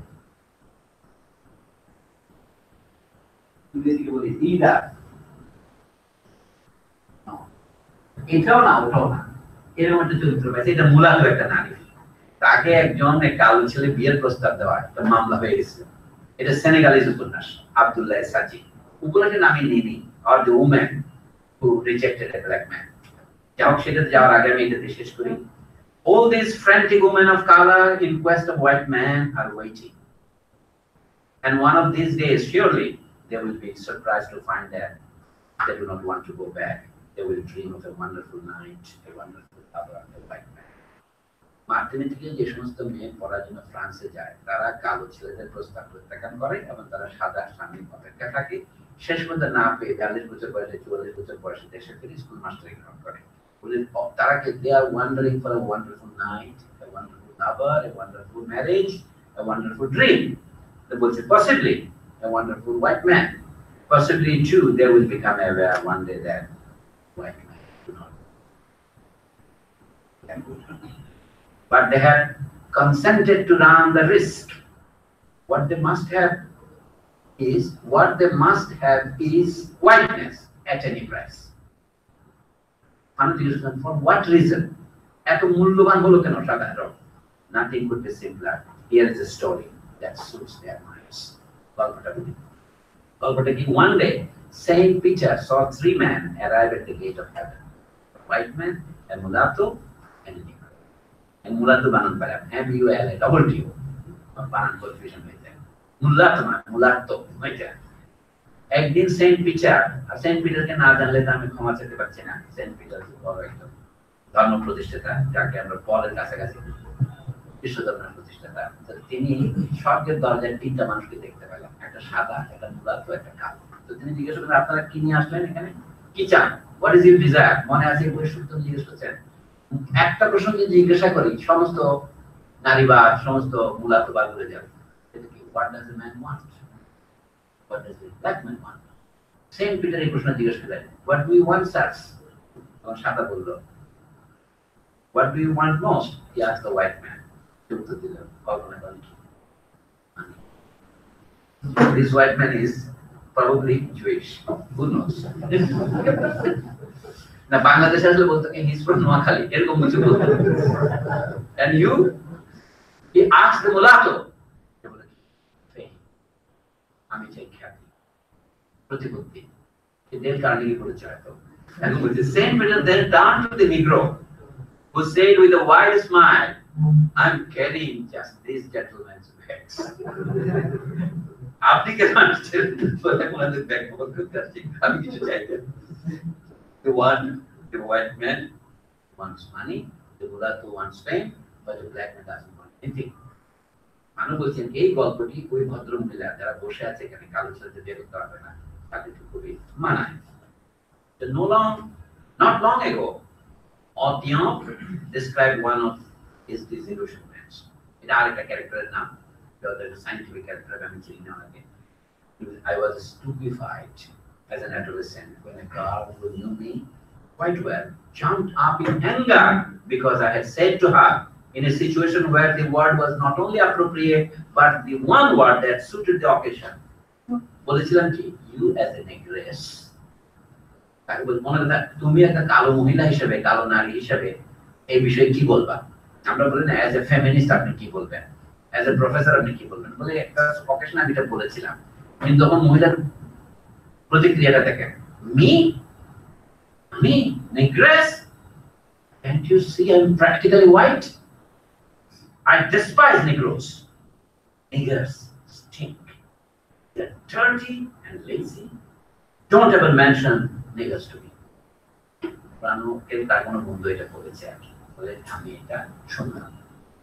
I knew another black girl. এখন ফানো নিজের জবান মধ্যে দিচ্ছে। এই জন্য তার থিসিস হবে যে অনেকগুলো গ্রহণ করা নেই, এগুলো অবজ্ঞানিক, যে তোমার নিজের অভিজ্ঞতা রাখতেছে কেন, অন্যের মধ্যে আমি সব মিশা করে কেন। My phenomenology. I knew another black girl who kept a list of Parisian dance halls where there was no chance of running into niggers. এটা প্রতিশোধ নেওয়ার জন্য ওই হারামজাদা নাম ডেভিড মেসি ফানোকে লিখেছে কি, ফানো কালোদের সাথে দেখা হবে এই জন্য লিওন চলে গেছে। ফানো আসলে প্যারিসে ঘুরতে গেছিলেন ডেন্টিস্ট্রি করার জন্য। 10 মাস পর দেখলেন মাস্টারগুলো কিছুই জানে না। তখন then he decided to abandon Paris and went to Lyon to study medicine. এটা হচ্ছে লিওন মানে হচ্ছে ফ্রান্সের দক্ষিণ পূর্ব দিকে, রোম নদীর কাছে। তো এখন ফানো সম্পর্কে গল্প লিখতে গেলে বলছি যে ফানো নিজেও নেগ্রোদের সাথে বেশি দেখা হবে পেরেছে, এই জন্য নেগ্রোদের ঘৃণা করতেন। মানে একটা কথার সাথে আরেকটা কথা তুলনা করার জন্য বলছি। এখন বলছেন we must see whether it is possible for the black man to overcome his feelings of insignificance, to rid his life of the compulsive quality that makes it so like the behavior of the phobic affect is exacerbated in the Negro. Is full of rage because he feels so small. He suffers from an inadequacy in all human communication, and all these factors chain him with an unbearable insularity. Insula মানে দ্বীপ, এটা চতুর্দিকে। এই জন্য আমরা তিন দিকে থাকলে আলজাজিরাকে বলে পেনিনসুলা। পেন মানে আমরা আলটিমেটের আগে যদি হয় পেনাল্টিমেট বলি, ইনসুলার আগেরটা পেনিনসুলা। তো বলছি কি ইনসুলারিটি অফ দ্য ব্ল্যাক ম্যান, এটা বাংলায় কি বলবেন? দ্বৈপায়ন স্বভাব। কমরেড মুজাফফর আহমদ যখন কলকাতায় প্রথম লেখা শুরু করেছেন তিনি ছদ্মনামে লিখতেন দ্বৈপায়ন নামে। সন্দ্বীপের দ্বীপ থেকে গেছে যে দ্বীপের লোক তো দৈপায়নে হয়, কারণ দৈপায়ন আছে দৈপায়ন ব্যাস থেকে, উনিও দ্বীপের সন্তান ছিলেন, মহাভারতের লেখকে, তার নামও দৈপায়ন ব্যাস হয়। উনি বলছেন কালো মানুষ এই যে আলাদা হয়ে থাকে এটা নির্ণয় করবো। To describing the phenomenon of ego withdrawal, Anna Freud writes, ফ্রয়েডের মেয়ে আনার যে বই সেটার নাম হচ্ছে এই ego and the mechanism of defence, 1930 এটা বুঝে দিচ্ছে। এখন আমি শেষের দিকে আসি। এখন in the midst of her mystical euphoria and her rhapsodic canticles, it seems to Mayon Capacia that she is an angel and that she soars away all pink and white. Nevertheless, in the film, green pastures, God and the angels are black. Mayon Capacia আত্মজীবনের এক জায়গার মধ্যে আছে কি একটা ফিল্মের কথা নাম সবুজ, আমরা the other side of the river is greener. মানে অন্যের pasture greener হয়, in the greener pasture. এটা হলো কি God and the angels are black, and the film was a brutal shock to our author. People say, quote, how is it possible to imagine God with Negro characteristics? Mayon তার বইতে লিখছে, how is it possible to imagine God with Negro characteristics? This is not my vision of paradise. But after all, Shantana একটা, after all, it was. আমরা French এটা বলবো না। Indeed, no. The good and merciful God cannot be black. He is a white man with bright pink cheeks. From black to white is of course. Now from black to white is the course of mutation. One is white as one is rich, as one is beautiful, as one. This is the footnote to reading Rachel of the Art. আমরা অনেকে জীবনের প্রথমে France ফানন বই যেটা পড়েছি সেটা Rachel of the আর্থ। তখন সেটা একটু মিস্টেরিয়াস মনে হয়েছিল, এটা লিখছে ওইটা 9 বছর আগে, তার জীবনের সাহিত্যকর্মের বয়স 9 বছর। This is his first book in 52 and that was his last book in 61. তো এই 9-10 বছরের মধ্যে আমরা কি বিবর্তন দেখলাম কি প্রথমেই তার এই থিম এসেছে বলে কি whenever we come through the matter of colonies, Marxism needs to be stressed a little. Because here one is white as one is rich, one is this and one is white. এই কথাটা আমি হয়তো আপনি বলছেন যে আসলে বলছে যে there is an equality, an equation between the two, richness and whiteness. মানে implicitly Marxism সমালোচনা করছেন, Marxism ignores the question of whiteness, and that in the beginning, before they became rich, they were white in the colonies. It did not. Meanwhile, আমি তাহলে শেষ করি। Meanwhile, Andre has departed, my goodness, to carry the white message to the Mayons under other skies. Delightful little jeans with blue eyes. Bicycling the whole length of the chromosome corridor. Last time, bicycling all the way to the chromosome corridor with white little jeans. But as a good white man, he has left instructions behind him. মায়নকে ছেড়ে যাওয়ার সময় কি লিখেছে দেখেন, তোমার গর্ভে যে আমার সন্তান আসছে তাকে তুমি মানুষ করবে, আমার মানে তাকে বলবা, কি বলবা সেটাই। He is speaking of his and Mayon's child. Quote, you will bring him up, you will tell him about me, you will say he was a superior person, you must work hard to be worthy of him. তিনটা বাচ্চারা কাছে চলে গেছে, তো বলছি যেটা এখনো আসছে পেটে সেটাকে বলে দিতে তোমার ছেলে যখন বড় হবে তাকে বলবা তোমার বাবা এমন ছিল। কিন্তু বাবা তাকে বুঝিয়ে দিচ্ছে আরেকটা হোয়াইট সোলজারের কাছে যে এখন আমি চলে যাচ্ছি টেক কেয়ার অফ। এগুলি আবার সে লিখছে কারণ আন্দ্রে তাকে অনেকগুলো চিঠি লিখেছিল, সেই চিঠিগুলোর ভিত্তিতে উপন্যাসটা লেখা পাই তবে। এখন প্যারিসে যখন সে চলে গেছে, আন্দ্রের সন্তান সে প্যারিসে গেছে, তারা খুঁজে পাচ্ছে না, কিন্তু পাবলিশার খুঁজে পেয়েছে। পাবলিশারের নাম হলো কোরিয়া। এই বই যে ছাপাইলো 1948 সালে, সেদিনকে ভালো একটা জিনিস পেয়েছি, তো তখন সে তার গোস্ট রাইটারকে লাগাইছে, মহিলা লিখছিল 116 পৃষ্ঠা, ওই লোককে দিয়ে 202 পৃষ্ঠা বানাইছে। মানে গল্পের মধ্যে অনেক এপিসোড ঢুকিয়ে দিচ্ছে আর কি, আনিজুল্লাহ কিভাবে লিখে দেয়, হুমায়ুন আহমেদ যেভাবে লিখে দেয় সেভাবে। মানে এই যে কাটরেট যে মাল ওরে বলেছে, যেটা বলছে আমাদের হুমায়ুন আহমেদ অনেক উপন্যাস এই কথা বলা যায়।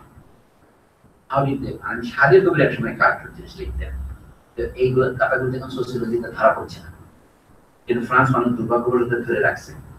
What about dignity then? শেষ করছি এই অনুষ্ঠানে। He had no need now to achieve it. It was injected now into the labyrinths of his arteries, entrenched in his little pink fingernails, a solidly rooted white dignity. And what about the father? This is what Etiambal has to say about him. A fine specimen of his kind. He talked about the family. অর্থাৎ তার মূল্যবোধ সম্পর্কে বলতেছে। আমাদের রাজনৈতিক মূল্যবোধ কি ছিল এখানে পাচ্ছে। A fine specimen of his kind. পুরুষ জাতির অথবা সাদা জাতির একজন চমৎকার নমুনা। He talked about the family, what, the nation, our good Marshal Peton, and our good God, fascist and Nazi, all of which allowed him to make her pregnant according to form. God has made use of us, said the handsome swine, the handsome white man, the handsome officer. After which, under the same God-fearing Petanist proprieties, I shove her over to the next man. When push begins to show, এটাকে ফেলে দিয়েছিল এবং তার সন্তানের তার পাঠানো চিঠির সংগ্রহ নিয়ে বগলে নিয়ে মহিলা প্যারিসে চলে গেছে। She died in Paris by the way by 1955. তার জন্ম 1916-তে। এই কাহিনীগুলো পরে আসবে। Before we have finished with her, whose white lord is like one dead and who surrounds herself with dead men in a book crowded with deplorably dead things, we feel that we should like to ask Africa to send us a special envoy. আপাতত এখানে থামি। এখন আফ্রিকার কাছে আমরা জিজ্ঞেস করতে হবে আমাদের একটা বিশেষ দূত পাঠাও। তখন আফ্রিকা একটা দূত পাঠাবে। সেই দূতের নাম কি? আব্দুল্লাহ সাজি। তার উপন্যাসের নাম কি? নীনি। এটা এইভাবে লেখা আছে নীনি। ভির্জিনি। এটা খাতার সম্পর্কে কথা এইটা মানে মার্শাল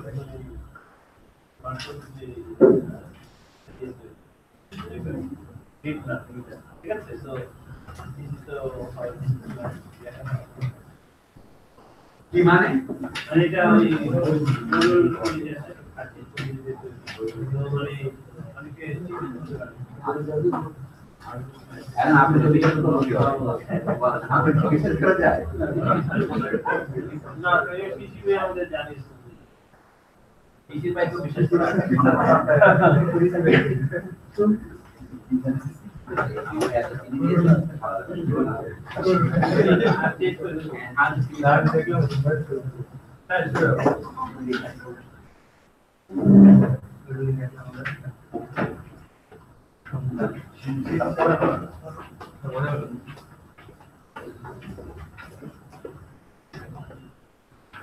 দিনাজি দেখছি বলছি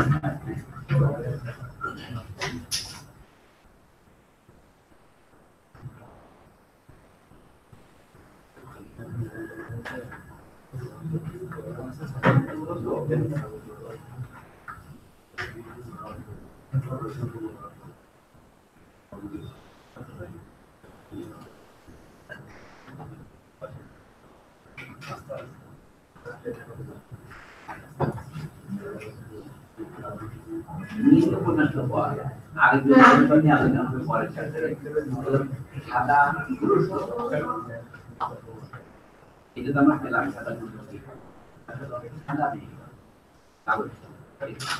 ওই পুরুষের নাম হলো A Man Like Us আনন্দ পাবে ওইটা লেখা আরো বিখ্যাত লাগে উনি আপনি বহু পুরস্কার তার নাম অনেক মারো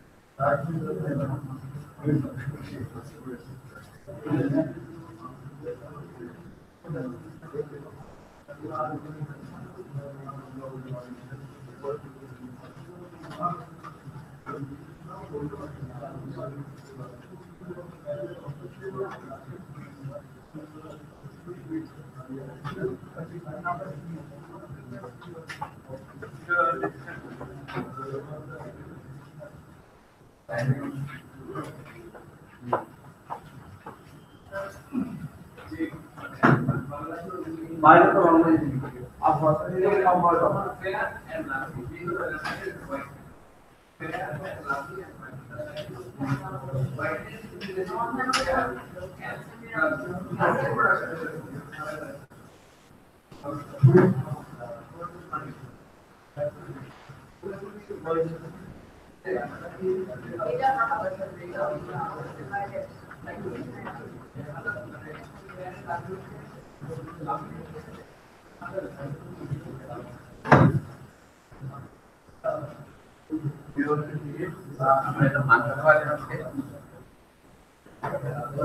Plus result. Ego is that. In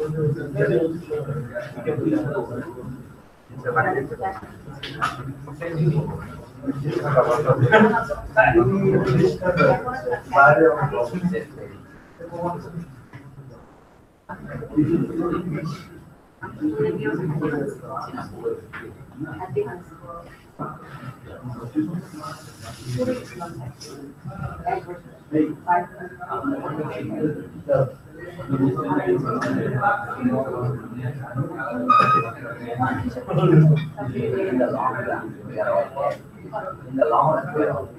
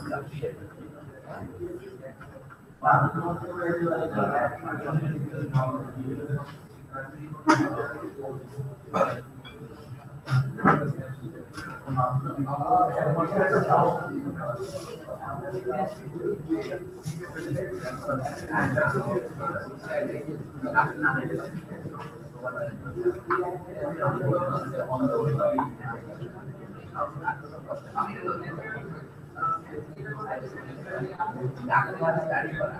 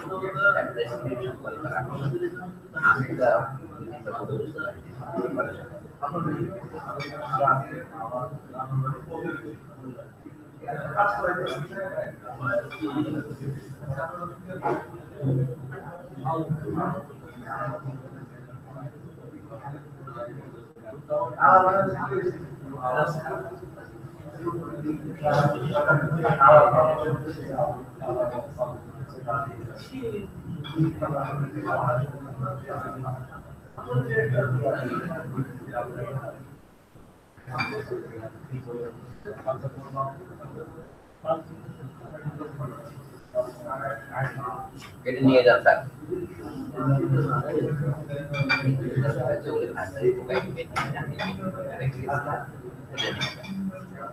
Mahmud কি আজকে কোনো ইয়ে আছে আপনার মিশন আছে ক্লাস আছে এখানে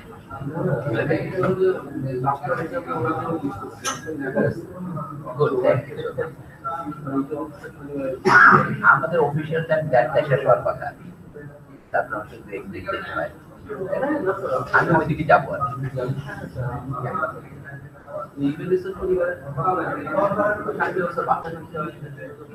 এটা আমাদের হলো 3 নম্বর অধিবেশন এর আগে দুটো হয়েছে প্রথম দিন ওই যে ভূমিকাটা আলোচনা করছি তারপর দ্বিতীয় দিন প্রথমত ভাষাটা গত সপ্তাহে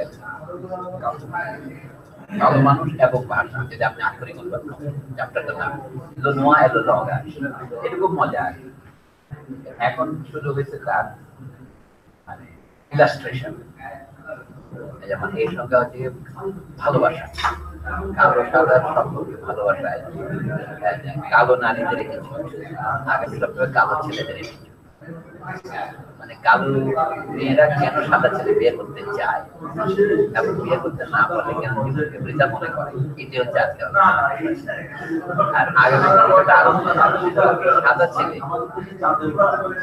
কালো ছেলে কেন সাদা মেয়ে বিয়ে করতে চায় যেটা প্রাণ নিজের কেস তাই ওইটা এই 3টা চ্যাপ্টার উনি বলছেন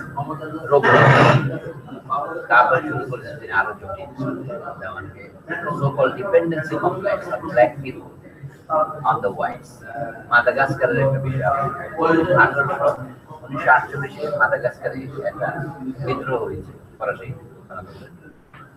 ওইটা নিয়ে আর দ্বিতীয় এরপর যেটা একটা সবচেয়ে বিখ্যাত অধ্যায় যেটাকে বলা হয় experience of the black man as a whole in a white world ওইটার নাম হচ্ছে the fact of blackness নামে আছে বইটি ফরাসি নামটা কাছাকাছি অনুবাদ হবে the lived experience of black man ওইখানে তিনি একদিন ট্রেনে করে যাচ্ছেন একটা বাচ্চা ছেলে আমাকে আম্মা এটা লিখছো আমাকে লিখছো যে কিসে নেগ্রোকে আমাকে খাবে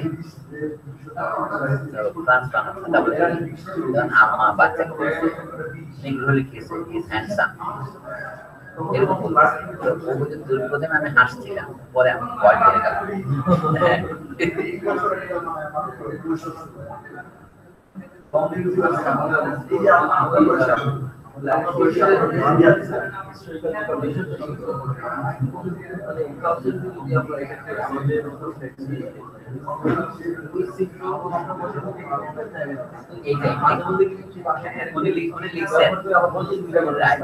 একটা প্রবন্ধ আছে Caribbean black and African black আলাদা প্রবন্ধ আছে এই বইয়ের ভিতরে, এটা প্রকাশিত towards an African revolution, towards the African ওই প্রবন্ধ আছে। এখানে তিনি ইংরেজিতে বলছেন যে কালোদের মধ্যে একটা হায়ারার্কি তৈরি হয়, অর্থাৎ বেশি কালো না কম কালো, সেনেগালিস কালো না মার্টিনিকান কালো, মার্টিনিকান কালো না গুয়াতেলপ কালো, এটা নিয়ে অনেক মানে তিনি একটা টাইপ দেখাচ্ছেন হোয়াইট মুলাটো এন্ড দ্য ব্ল্যাক। এই হোয়াইট মুলাটো টাইপটা দেখালো যে সেন্ট পিটারের সামনে যখন হাজির হলো, সাদা বললাম আমি টাকা চাই, মুলাটো বললো আমি খ্যাতি চাই, কালো বললাম আমি ভদ্রলোকের ব্যাগ বহন করতে চাই। উনি বলছেন এই মেয়েদেরকে ব্যাগ করার জন্য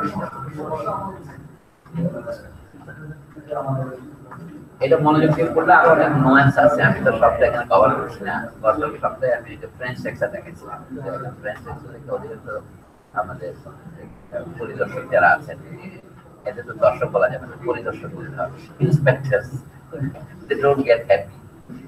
এটা আজকে মানে ইংরেজিতেই পড়ছি, কারণ ইংরেজি পড়ছি না লিখলেও চলে, মানে মূল কথা। আজকে আলোচনা হচ্ছে দুটো উপন্যাস। প্রথম উপন্যাসটা হচ্ছে ওই মহিলার লেখা উপন্যাস আই এম এ মার্টিনিকান উমেন, তারপর দ্বিতীয় উপন্যাস হচ্ছে দি হোয়াইট নিগ্রেস, দি হোয়াইট ব্ল্যাক উমেন। আর থার্ড এখন যে উপন্যাস আলোচনা করবে এই হবে সেনেগালি লেখা উপন্যাস, তার নাম হলো আব্দুল্লাহ সাজিদ। বললে কি Abdullah A P U L Y Sajid S A D J, আপনি আফ্রিকান উচ্চারণ সাজিদ, আব্দুল্লাহ সাজিদ। ওনার লেখা উপন্যাসের নাম হচ্ছে নিনি। এখানে নিনি যে মুলার মোমেন্ট, একটা ব্ল্যাক ছেলে তার প্রেমে পড়েছে, তারা দেখি মাত্রা, এবং তখন সে নিনি এই মাত্রার বিরুদ্ধে মামলা করে, কালো লোককে বলে আমি মুলার কাছে প্রেমের প্রস্তাব দিলাম, কিছু মামলা করে। ইট ইজ আ কজ সেলের একটা বিখ্যাত মামলা, ওইটা নিয়ে লিখছে।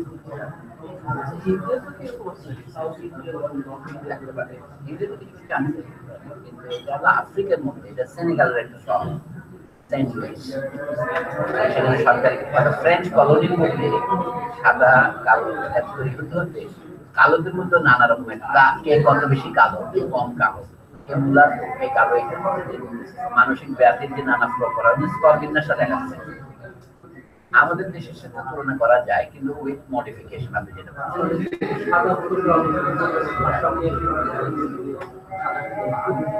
তাই বলতো ভাষা হচ্ছে সাদাতের প্রতীক, অর্থাৎ আপনি যে পরিমাণে ফরাসি ভাষা আয়ত্ত করবেন তত পরিমাণে আপনি সাদা হয়ে যাবেন।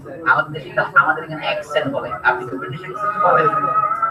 ইংরেজি দেশ থেকে মোটামুটি শিক্ষিত সবাই জানে, তাদের মধ্যে ভেদা ভেদ কি হবে, কে ব্রিটিশ অ্যাকসেন্ট জানে, কে বাংলাদেশ অ্যাকসেন্ট বলে। আমরা শুরু করি, তাহলে আসেন।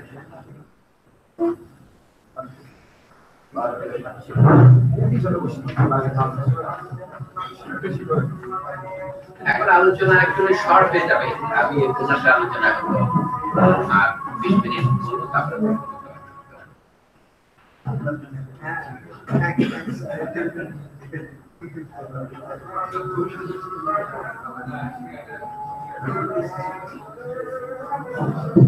তাহলে শুরু করি আমরা।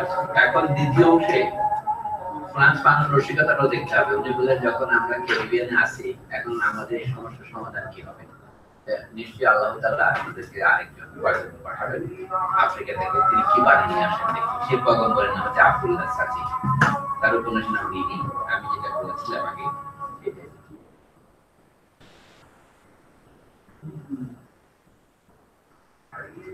ইংরেজি নাম লেখা গিনিয়া, ফরাসিতে লেখা ভিরজিনি, কিভাবে বলে ভিরজিনি, তো ওইটাকে সংক্ষেপে নিনি বলে আর কি, ডিমিনিটিভ হয়ে যায় নাম আর কি। যেমন ডেভিডকে আপনারা কি বলেন, রিচার্ডকে প্রথমে রিক বলে, তারপরে ডিক বলে, সেই বলে ডিক চেনে, এটা হচ্ছে সেরকম নিনি। এই উপন্যাসের বিষয়বস্তু কি, আচ্ছা শুরু করি। এইটা কোন বছর বেরিয়েছে? আব্দুল্লাহ সাজিদ উপন্যাস। এইটাও আমি দেখলাম ইয়াতে আছে, আমাজনে দেখা যায়, কেনা যাবে। এটা প্রথমে ছাপা হয়েছিল বোধহয় ওই আফ্রিকাদের একটা পত্রিকা, ফেরিস্টিকেটের রিভিউ, নাম প্রেজন্স আফ্রিকান। আলিউন দিউব বলে এক ভদ্রলোক এটা বের করতেন। 1950 দশকের কাহিনী এগুলো আর কি। এটা নেগ্রিচুর আন্দোলনের সেই সময়ের উপন্যাস। এখানে একটা বইয়ের নাম দেবেন, একটা মূল নিয়ে বলে একটা বলে আছে লেভে দু l'Afrique noire।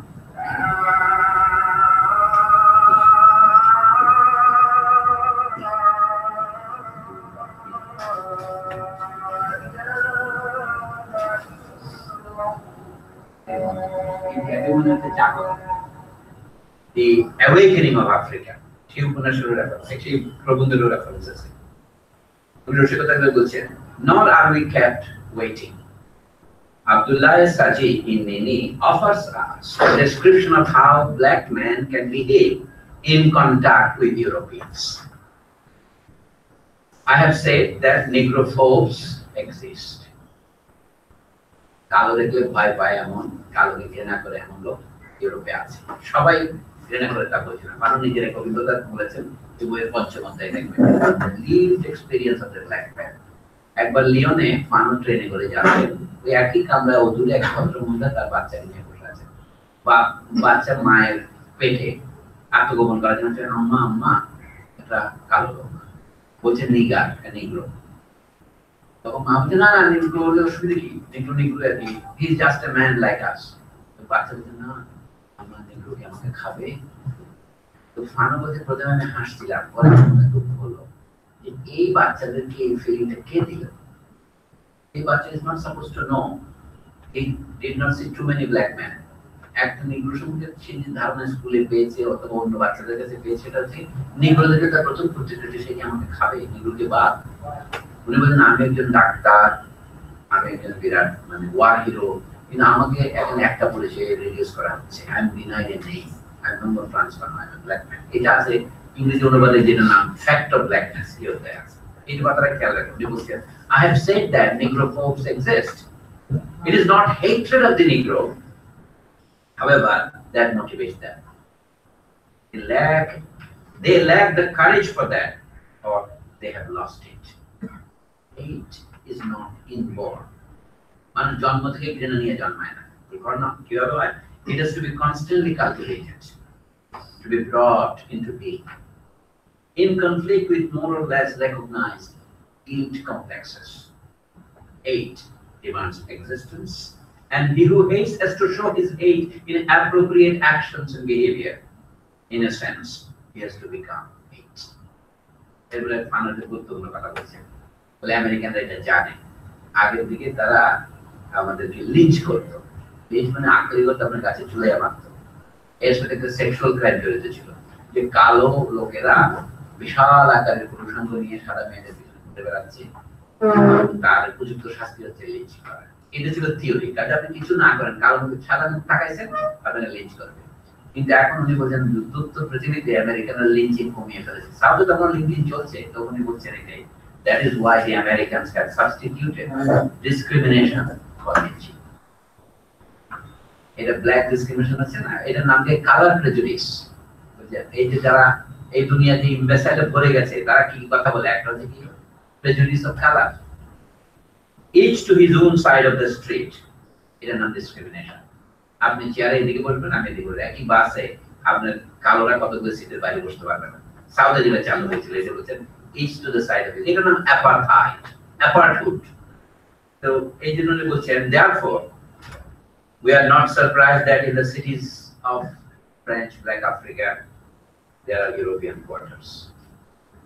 Monier's work, Levé to l'Afrique noire, had already attracted my interest, but I was impatiently awaiting an African voice. Thanks to Alien News magazine, I have been able to coordinate the psychological motivations that govern men of color. There is wonder in the most religious sense of the word in this passage.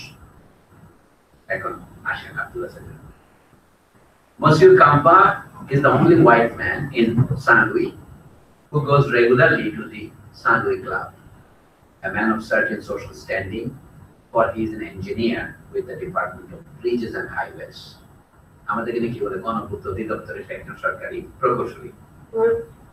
As well as Deputy Director of Public Works in Senegal. He is said to be very much of a Negrophile. বলে আছেন কি আমি ঘৃণা করি দুইজনকে, এমনকি নিগ্রোফিল the lover of black men, তারপর সমান করতে হবে। Monsieur Campia is a French engineer who works in Senegal and so on and so on. He is a Negrophile. তিনি Negro সংস্কৃতি পছন্দ করেন। Much more so than Monsieur Wada, আমরা যাকে বিখ্যাত ভাস্কর রদা বলি সেই রদায়, who teaches at the Lycée Fédar and who gave lecture on the equality of the races in Saint Louis Club itself. The good character of the one or the other is a constant theme for vehement discussions. In any event, Monsieur Campa goes to the club more often, and there he has made the acquaintance of very well-behaved natives who show him much deference, who like him, and who feel honored by his presence among them. অর্থাৎ এই উপন্যাসের যিনি লেখক তিনি বলছেন যে আমাদের এই সাদা চরিত্রটা সম্পর্কে কালোদের এই মনোভাব। The author, who is a teacher in Black Africa, feels obligated to Monsieur Wada for his lecture on racial equality. রেসে সমতা বিষয়ে বক্তৃতা দিয়েছেন এই ভদ্রলোক, সেটা দেখতে অনেক পছন্দ। এখন ফানুন মন্তব্য, I call this an outrage. আপনারা ফানুন কথা মনে রাখবেন, প্রথমে I call this an alienation, মায়ক কাপেশের ক্ষেত্রে দেখেছি। আর যেটা it is a lack of judgment, এখন বলছি it's an outrage। মানে আউটরিচের বাংলা কি করবেন, কঠিন বলেন তো? না, ভয়ানক আছে, আরো আছে, এটাকে আমরা ইটস লাইক এ স্ক্যান্ডাল, মানে কাছাকাছি আর কি, এটা আরো জটিল শব্দ, it's an outreach. One can understand the complaints that Mounier heard from the young Africans whom he had occasion to meet. Mounier বলে আরেকজন চরিত্রের লেখা বলছে দেখি, what we need here Europeans like you. One is constantly aware that for the black man encountering a Tubab with understanding offers a new hope of harmony. আমরা সবাই রবীন্দ্রনাথ ঠাকুরকে যে কারণে ইউরোপে প্রথম দিকে একটু বন্দনা করা হয়েছিল, তিনি ভারতের চিরায়ত আত্মার বাণী নিয়ে আসছেন, শান্তির বাণী নিয়ে আসছেন, সেরকম এরকম বলছে কি এই ধরনের যদি সাদা লোক থাকে যে কালো সংস্কৃতিকে পছন্দ করে, আমরা কেন পছন্দ করি, যেমন ধরেন আমরা অনেক ইউরোপীয় এখানে আসছে, যেমন সর্বশেষ আমাদের ফাদার রিগান, তিনি তার নিজের লাশ পর্যন্ত এখানে পাঠিয়ে দিয়েছেন মৃত্যুর 1 বছর পরে।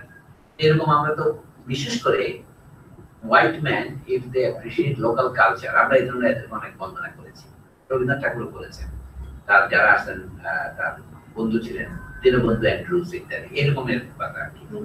এখন প্রশ্ন হচ্ছে, analyzing various passages of Abdullah Sadi's story, I shall attempt, Panu বলছেন, to grasp the living reactions of the women of color to the European. বলে তো ইউরোপিয়ান সম্পর্কে সাধারণ সেনেগালবাসীদের মতামত। এখন মহিলা জানি এই বিষয়ে কথা বলছেন, তার চরিত্রটা তিনি বলছেন আব্দুল্লাহ সাদির উপন্যাস থেকে আমি দেখাবো। I shall attempt to grasp the living reactions of women of color to the European.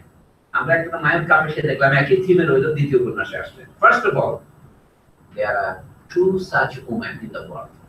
One is the negress, the other is the mulatto. Other non-white women 2 প্রকারের, যারা একটু বিশুদ্ধ কালো নেগ্রেস এবং যারা মিশ্রিত যারা মুলাতো বলে। The first has only one possibility and one concern, to turn white. সে সাদা হতে চায়, একটাই সম্ভাবনা আছে এবং এটাই তার একমাত্র ভাবনার বিষয়, concern. The first has only one possibility and one concern, to turn white. The second wants not only to turn white but also to avoid slipping back. পানোয়ারে তার থিম বলছি, ঘুরতেছে যে যেমন আগে বলতে হয় আপনি কি বলতে চান, তারপর যেন প্রমাণ দেবেন। তার সমস্যা আরেকটা, সে যে একটু সাদা হয়ে উঠছে, এটা যেন সে না হারায়। The proletariat has nothing to lose but the chains in his hands. মার্কসের এই কথা। অর্থাৎ যেহেতু আপনার কিছু না যদি কিছু সম্পত্তি থাকে, what is the petty bourgeois? The petty bourgeois has a little property. He or she will never risk to lose that. The mulatto is petty bourgeois here. আর ব্ল্যাক ওম্যান কি, সে সম্পূর্ণভাবে বুর্জোয়া হতে চায়, তার হারাবার কিছু নেই, হইতে পারলে হইলাম, না হলে নাই।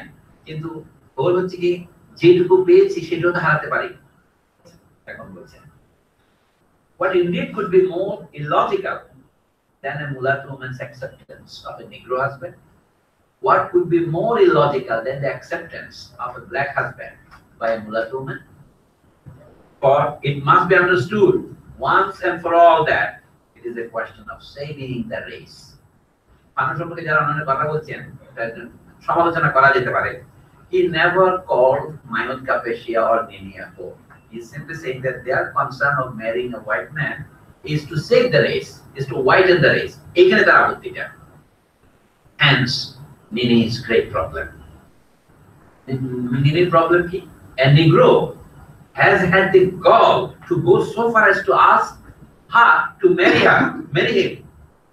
A Negro had the gall to write to her the following letter. প্রেমপত্র লিখেছে উপন্যাসের মধ্যে. প্রেমপত্রটা কিছু রূপ দিয়েছে। আর যে ভদ্রলোক তাকে প্রেম দিয়েছে সেই লোকের নাম হচ্ছে মাকতার। আমাদের দুই চরিত্র।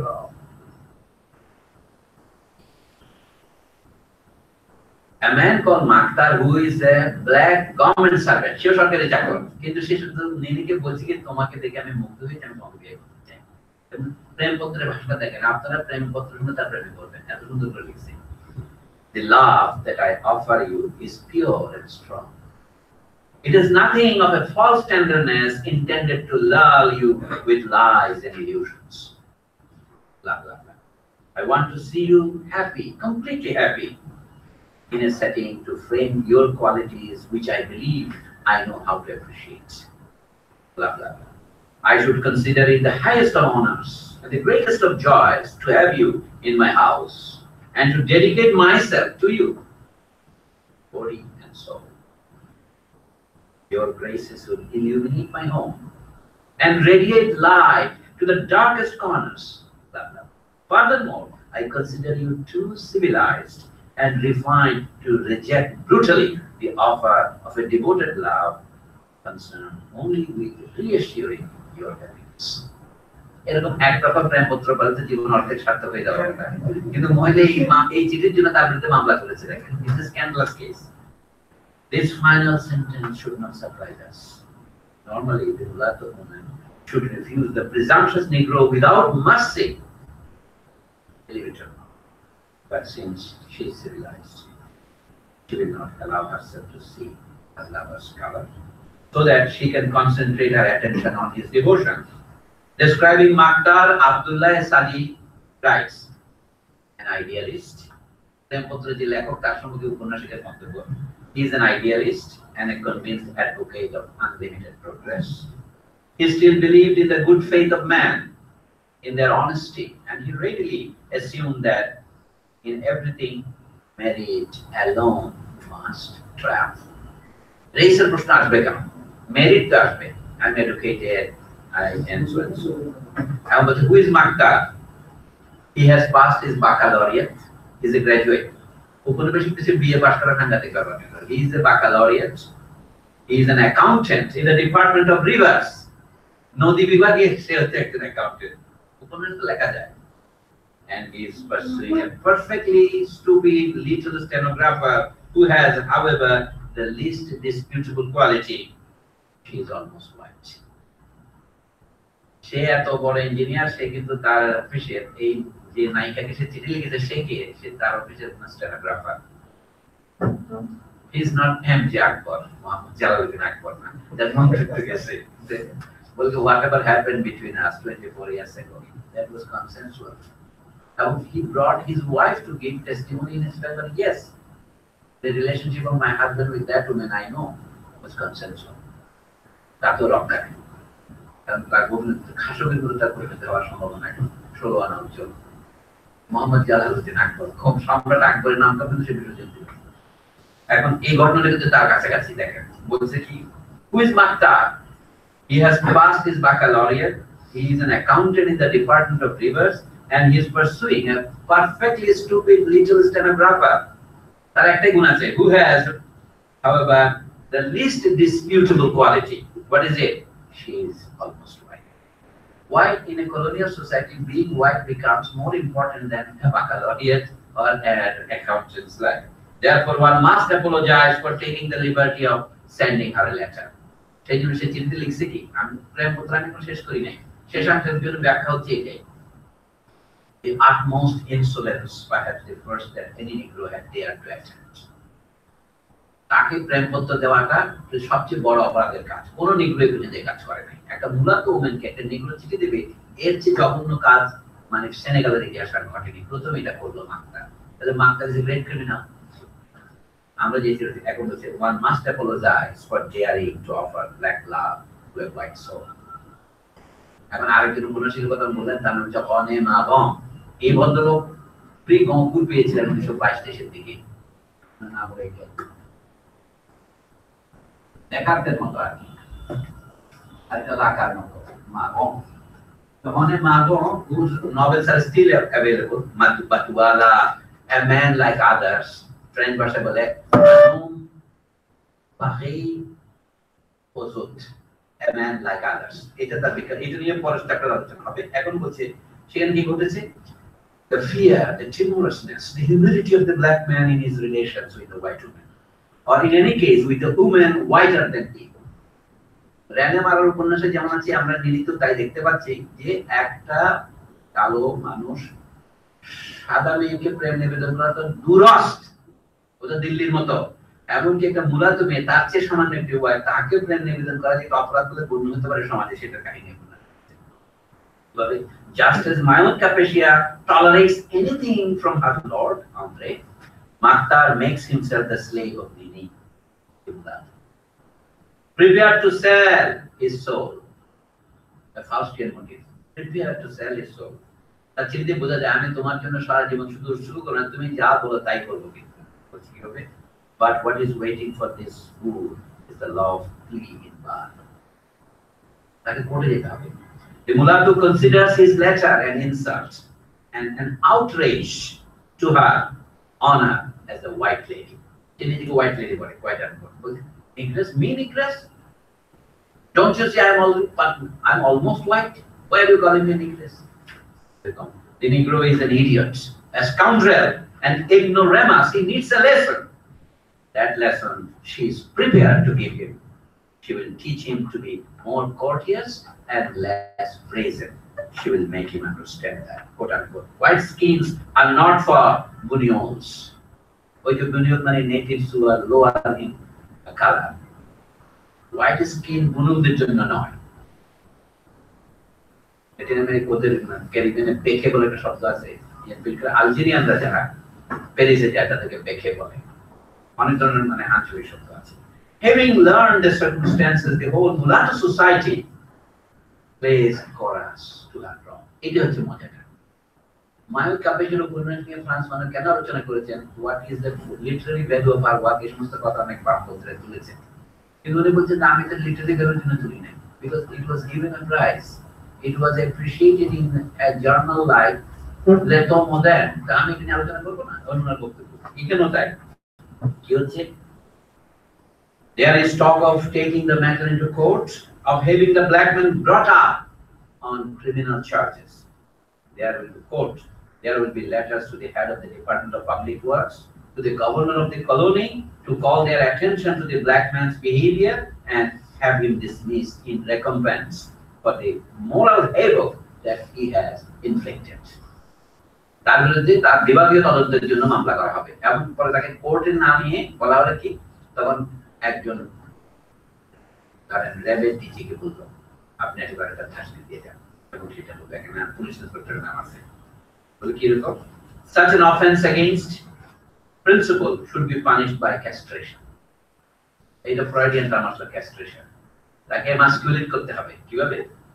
and ultimately a request is made that Maktar be formally reprimanded by the police for quote, if he returns to his unhealthy follies, we will have him brought into line by Police Inspector Drew, whose colleagues have nicknamed him the real bad white man.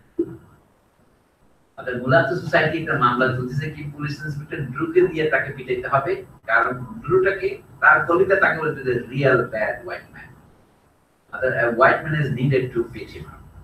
We have seen here how a girl of color reacts to a declaration of love made by one of her own. One of her own color man is She is mulatto. So the black man cannot be one of her own.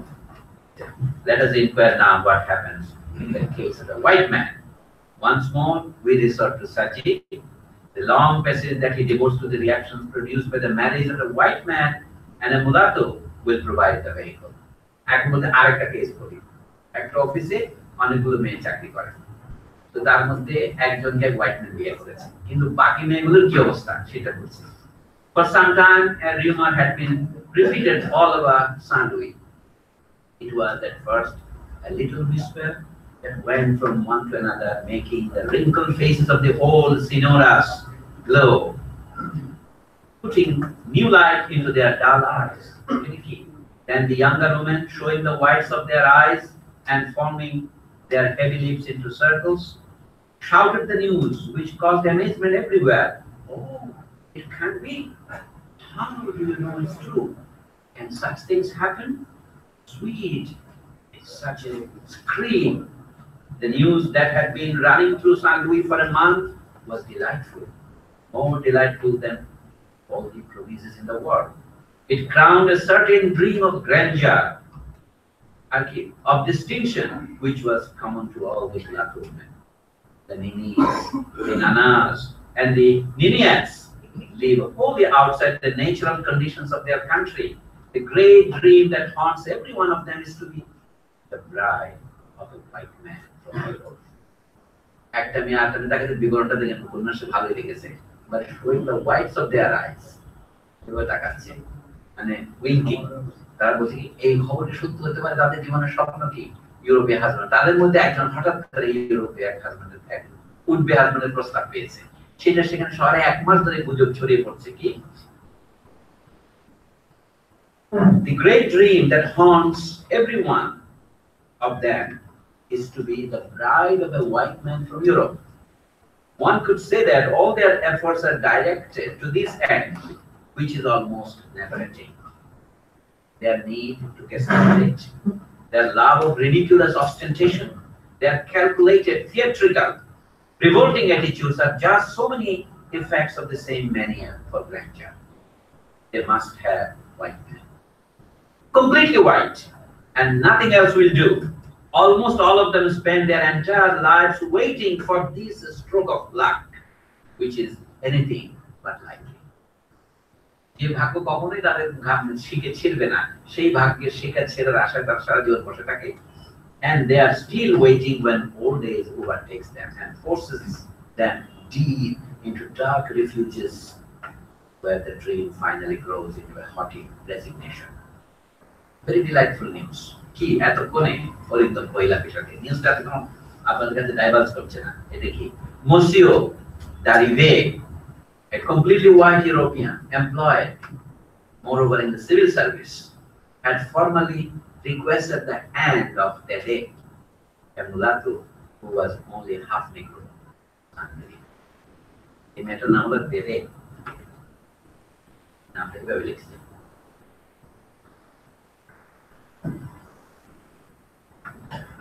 And a mulatto man by the name Dede got a proposal from a white man.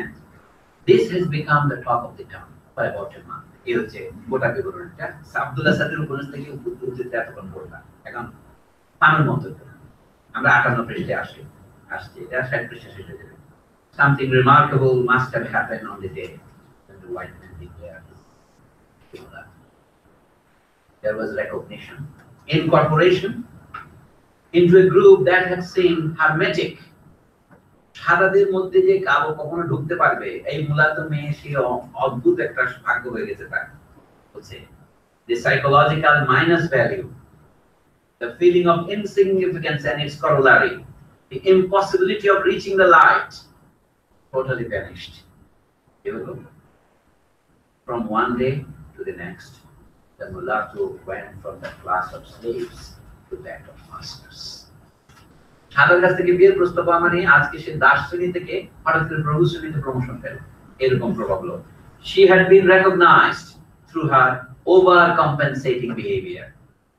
এতে অ্যাডলারের overcompensation আর concept নিল, সেটা কি? She was no longer the woman who wanted to be white. She was white. If you get a proposal from a white man for marriage, then you have already become white. She was joining the white world. Unquote.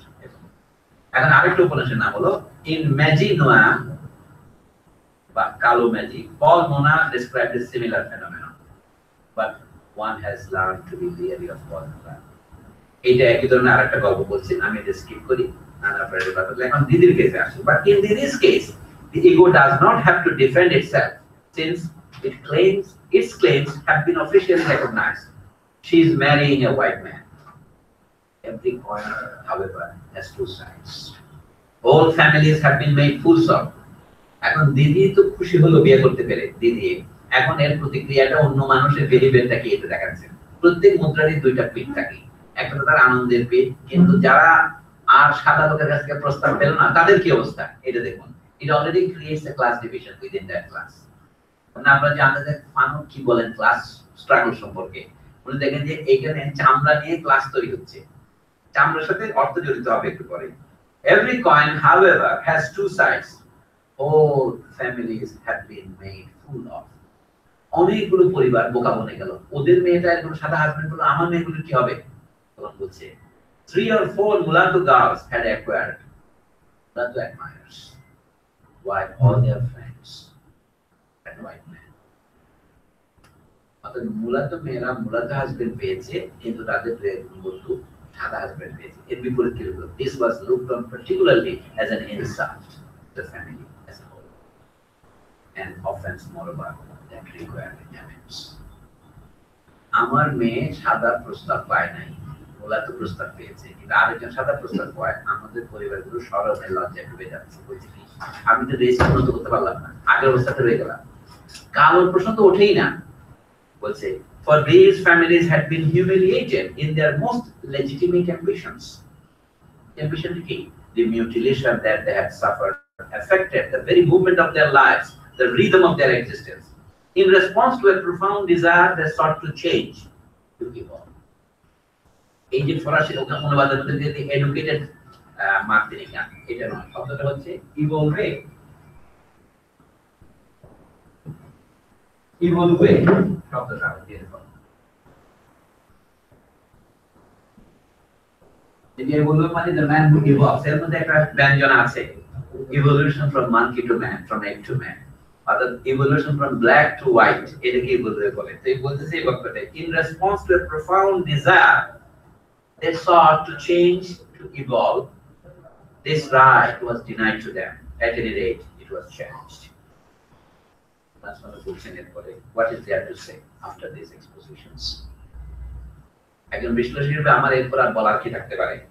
শেষ করতে আমি শেষ কথা চলে আসলাম। Whether one is dealing with Mayotte Capesha of Martinique or with Nini of Saint Louis, the same process is to be observed. Conclusion key. A bilateral process, an attempt to acquire by internalizing them assets that were originally prohibited. It is because the Negress feels inferior that she aspires to win admittance into the white world. In this endeavor, she will seek the help of a phenomenon we shall call affective elitism. It was affective elitism, that রোগের নাম, উনি এটা নির্ণয় করলেন। এটা কি elitism মানে হচ্ছে কি extraordinary irritation, erection, এটা অনেক মিনিং এর মধ্যে আসে। এখন উনি বলছেন তাহলে ও কোন টাইপের, তার বিশ্লেষণ ওটাই হবে। এইটা লাস্ট প্যারাগ্রাফে আমি বিশ্লেষণ করব, এরপর অন্যান্য কথা থিওরিটিক্যালি চলবে। This one represents the sum of the experiences and observations of 7 years. Panu বলছেন আমি 7 বছর ধরে যা যা দেখেছি তার উপর ভিত্তি করে লিখছি। Regardless of the area I have studied, one thing has struck me. The Negro enslaved by his inferiority, the white man enslaved by his superiority alike behave in accordance with the neurotic orientation. Simple. The Negro who is enslaved by his inferiority as well as the white man who is enslaved by his superiority, both of them behave in the same neurotic orientation. Eটার নাম কি হবে? Therefore, I have been led to consider their alienation in terms of psychoanalytical classifications. The Negro's behavior makes him akin to an obsessive neurotic type. Or, if one prefers, he puts himself into a complete situational neurosis. A complete situational neurosis. In the man of color, there is a constant effort to run away from his own individuality. in the man of color, not woman of color. There is a constant endeavor to run away from his own individuality, to annihilate his own presence. Whenever a man of color protests, there is alienation. Whenever a man of color rebukes, there is alienation. We shall see later in chapter 6, Adler wrote a chapter like the Psychopathology of the Negro, that the Negro, having been made inferior, proceeds from humiliating insecurity through strongly voiced self-accusation to despair. Oh, শব্দ সামা, মিয়া কুলপা, এই মনোভাব এটা হচ্ছে তিনটা স্তর নিয়ে বললেন। একটা হলো কি, প্রথমে ইনসিকিউরিটি ফিল করে, পরে সমস্ত দোষ বিশ্বের উপর নেয়, তারপরে হতাশ হয়। He moves from 3 stages, from insecurity to self-accusation to despair.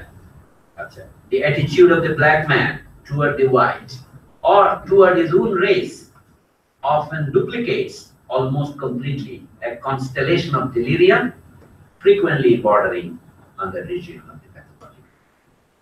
এরপরে তার অন্যান্য চ্যাপ্টার আছে, নিগ্রো কি করছে সেই বিষয়ে আপাতত না বললেও চলবে। শেষের দিকে আসলে বলছেন এইটা ব্যাখ্যা করার জন্য আমি কি করব। We are anticipating, and it is clear that the individual psychology of Adler will help us to understand the conception of the world held by the man of color.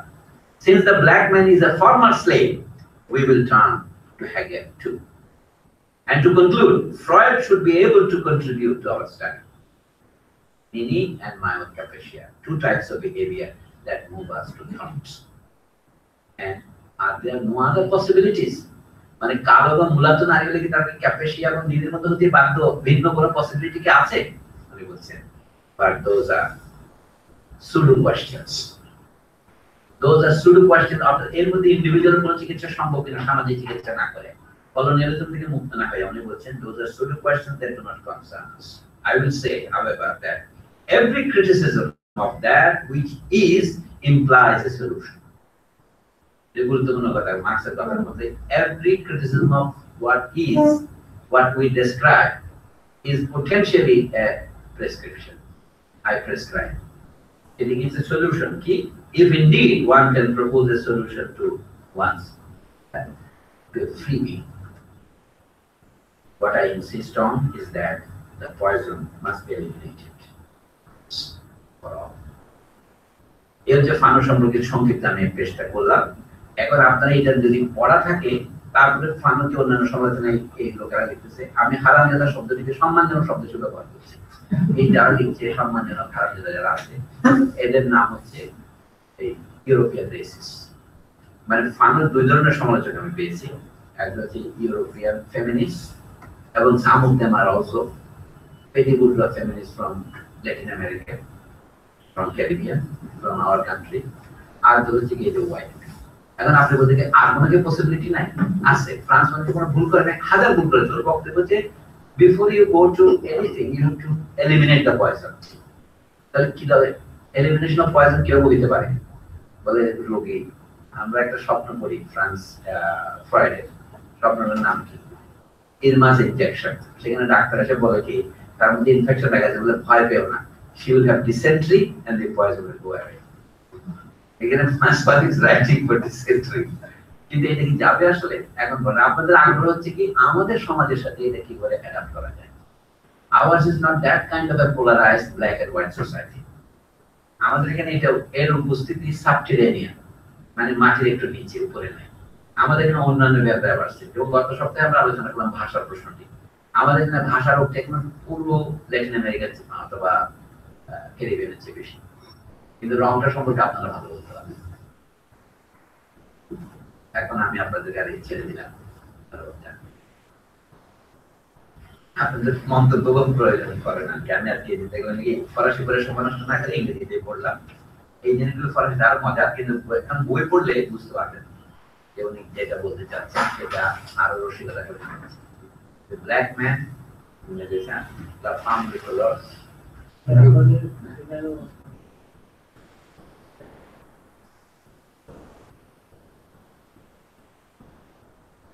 পত্রিকা খুব ভালো করে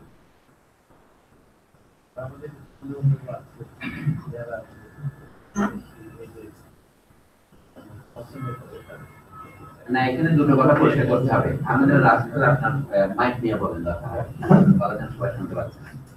এখানে আপনি মাইক দেন না এটা কি এটা না কেন আপনার কথাটা শুনতে হবে তো আমি শুনতে হবে না আপনি জনতা করতে বলেন তাহলে চলে নালে এখানে এসে বলেন।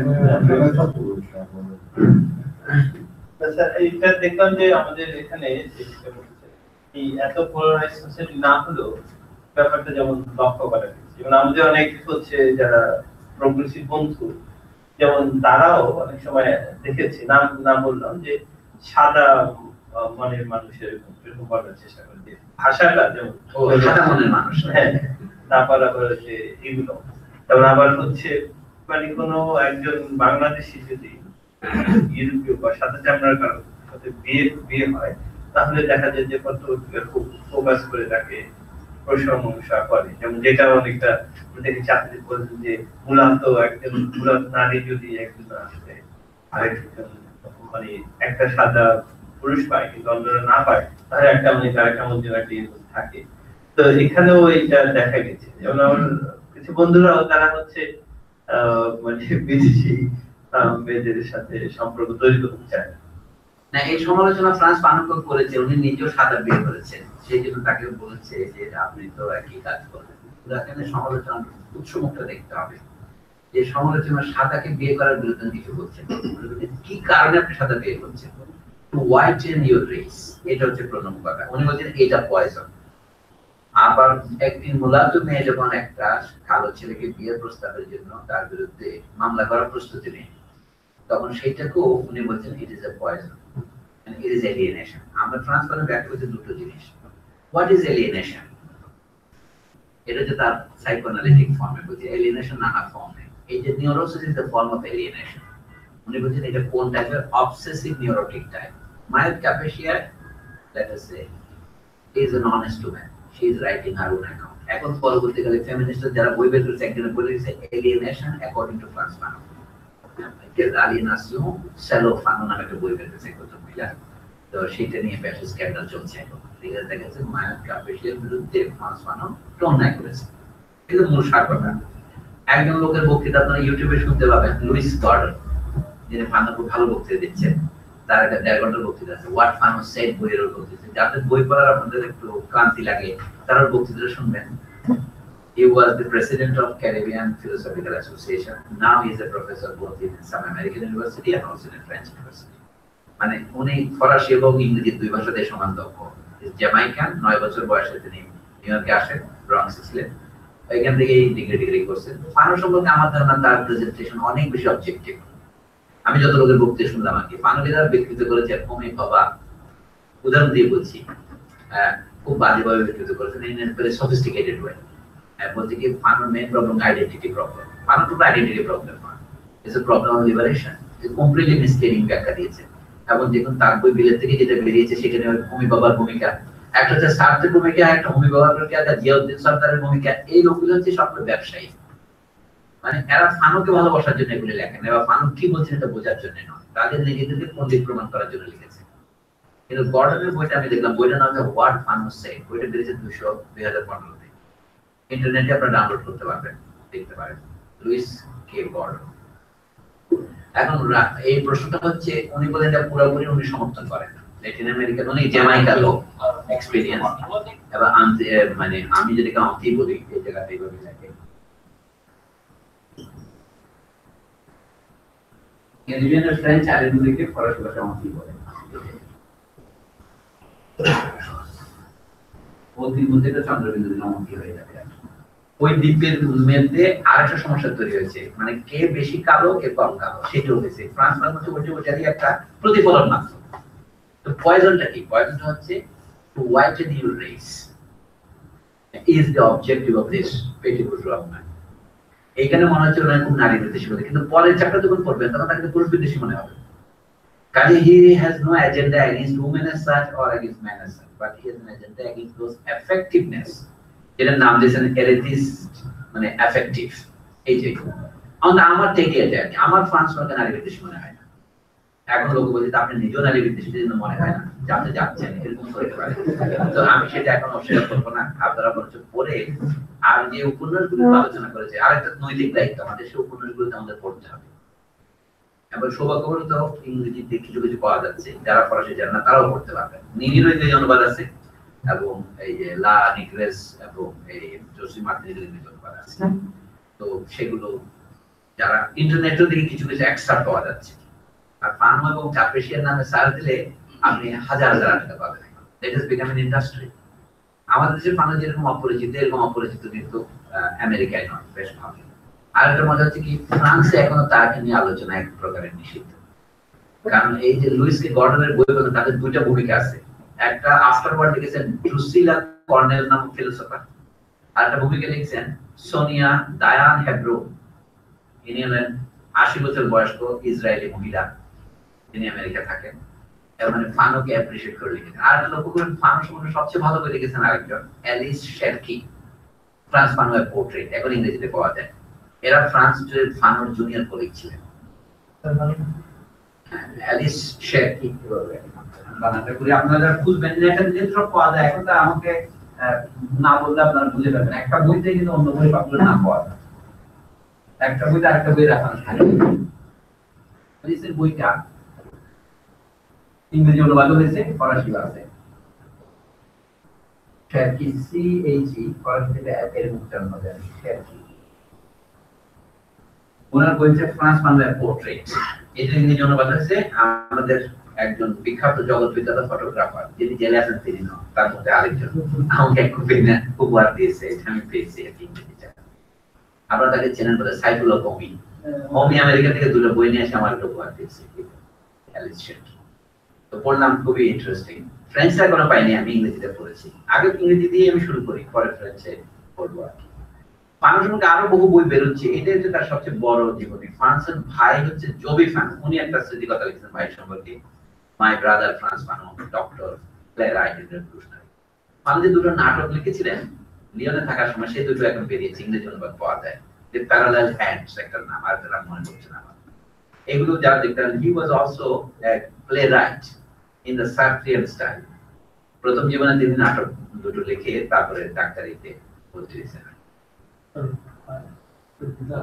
ডক্টর পড়াশোনার জন্য আপনাদের যে বলবো যে ভাষা একটা টেকনোলজি, হাইডেরিয়ান বা এই ধরনের মতো মানে আমরা টেকনোলজি জিনিসটা স্যার রেসিজম এক ধরনের। আপনি যেটা বলছেন যে ইংরেজি ভাষা একটা টেকনোলজি, বেসিক্যালি টেকনোলজি মানে আমাদের সোসাইটিতে বিশেষ করে মডার্ন ক্যাপিটালিজমে শেষ পর্যন্ত এটা একটা বিগলেস হয়ে একটা মানে রেসিজমের জন্ম দেয়। এটা হলো আমাদের জন্য রিস্ক আর কি, যে ইংরেজি ভাষা মানে আমাদের দেশে টেকনোলজি আকারে আমরা যদি দেখি, তাহলে এটা স্যার ফানোর ভাষায় বলা যায় যে এটাও স্যার এক ধরনের মানে আমরা এটাকে ফেনোমেনোলজিক্যালি মানে টেকনোলজি আকারে দেখছি, কিন্তু এটা স্যার ভিতরের দিকে এটা রেসিজম বা এক ধরনের ফেসিজম বলা যেতে পারে।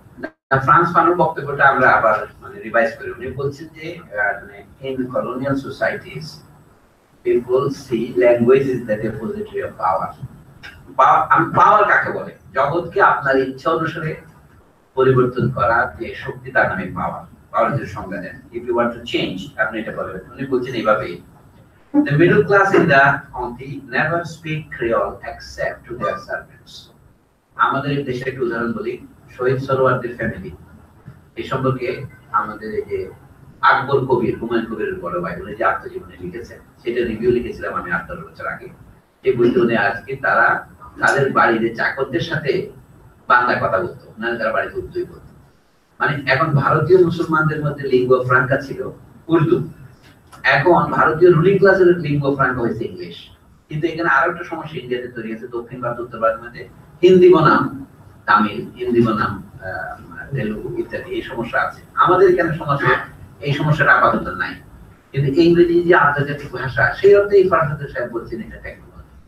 এটা ঠিক আছে, আমরা আন্তর্জাতিক ভাবে অবস্থানটা কি, মানে আপনাদের স্বীকার করতে হবে যে আন্তর্জাতিক ভাবে আমরা কি হেজেমনিক নেশন নাকি আমরা নিউ কলোনিয়াল, বা আপনি বলেন পছন্দ না করেন পোস্ট কলোনিয়াল নেশন বলি। সেইটা হচ্ছে গোড়ায়। ইংরেজি জানলে আপনার লাভ। আমরা ইংরেজির দিকে এত ঝুঁকছি কেন? এই জন্য উনি বলছেন The problem that we confront in this chapter,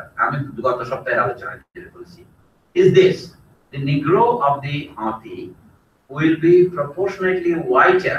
That is, he will come closer to being a real human being in direct ratio to his mastery of the French language.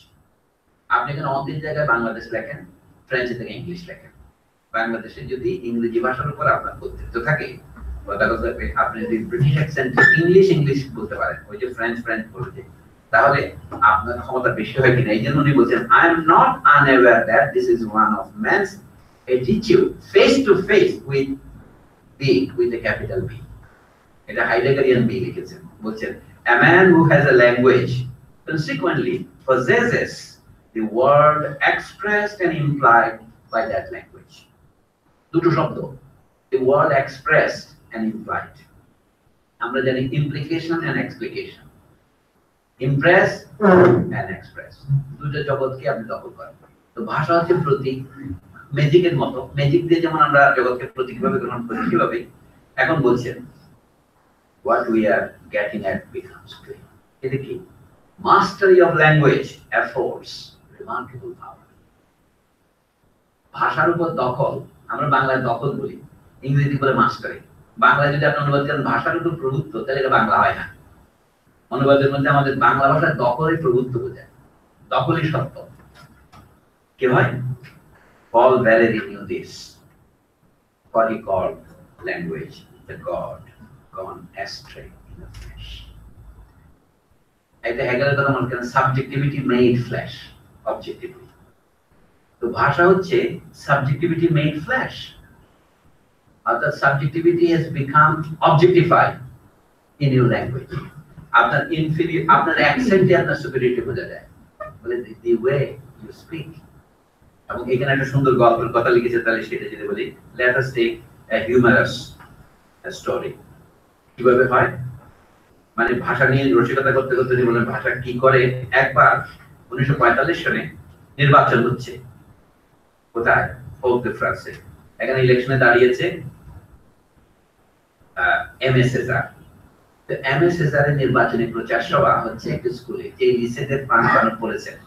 অনেকে বলে ফ্রান্স ফানন ডাইরেক্টলি এমএস সেজারের ছাত্র ছিলেন না, France ফানন যে স্কুলের ছাত্র সেই স্কুলের শিক্ষক হয়েছিলেন, কিন্তু আমরা পপুলারলি শিক্ষক বলি আর কি, এগুলি জীবনের লেখকদের ব্যাপার।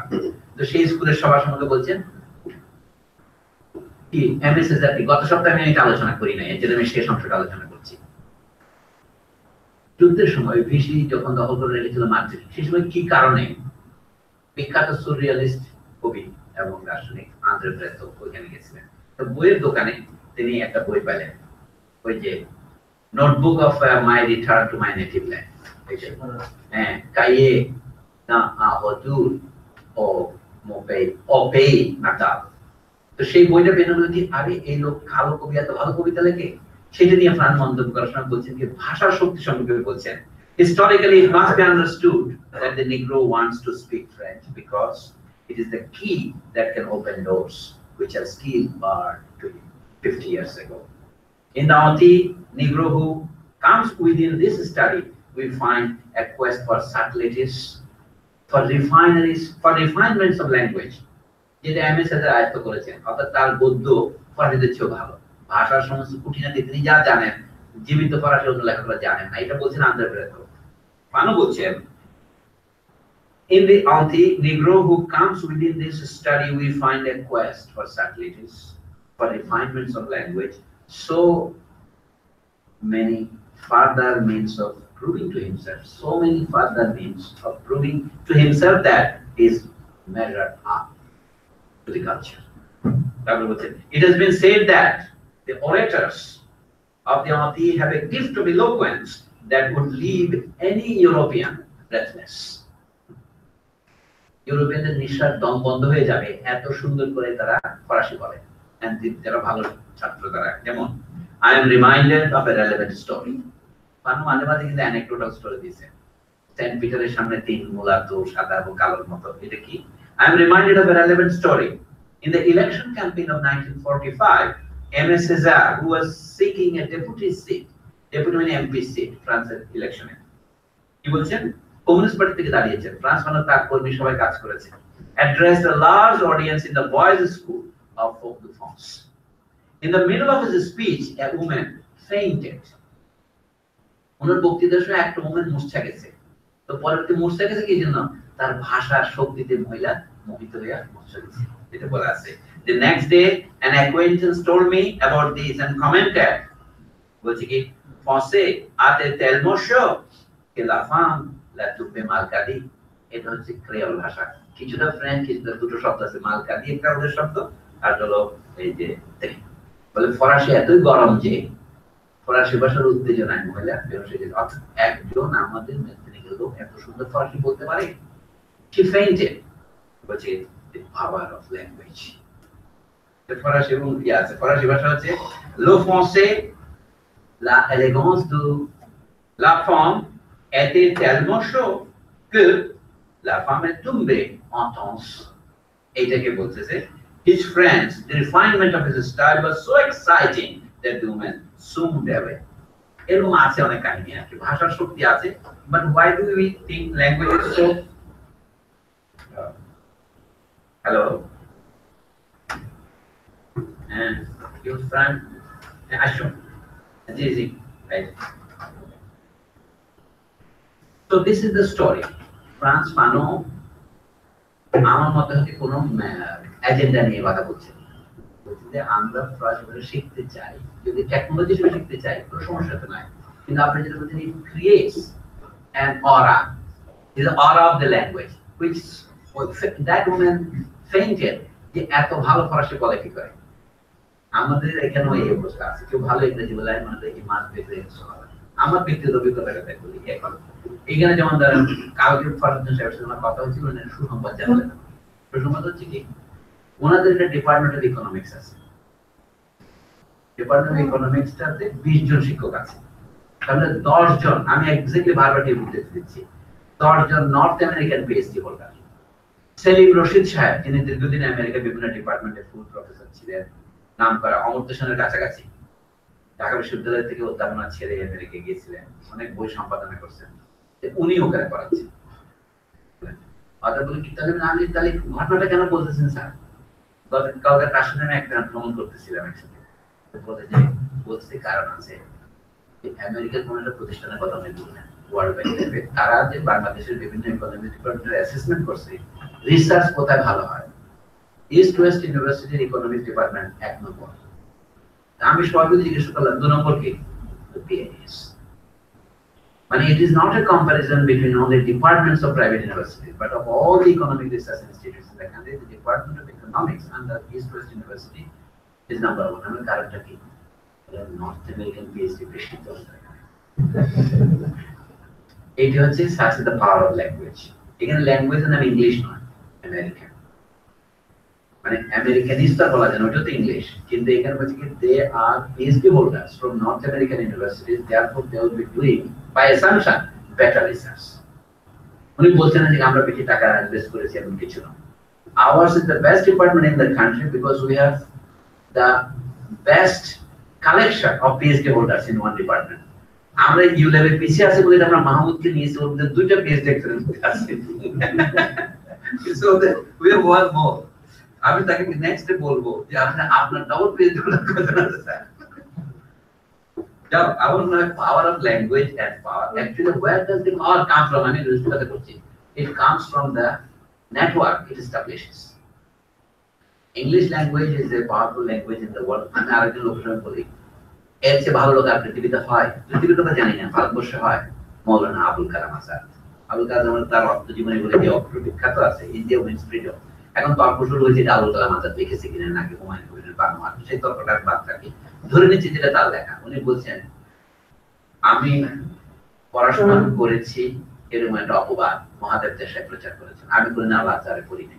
আমি ওনাকে বলেছিলাম আমি আল্লাহ আজারে বেড়াতে গেছিলাম, কিন্তু উনি লিখছেন যেহেতু আপনার পেটে কিছু বিদ্যা আছে, বিশ্ববিদ্যালয় ছাড়া বিদ্যা কোথা থেকে পাবেন আপনি, তাহলে নিশ্চয়ই আপনি আল্লাহ আজারে করতে গেছিলেন।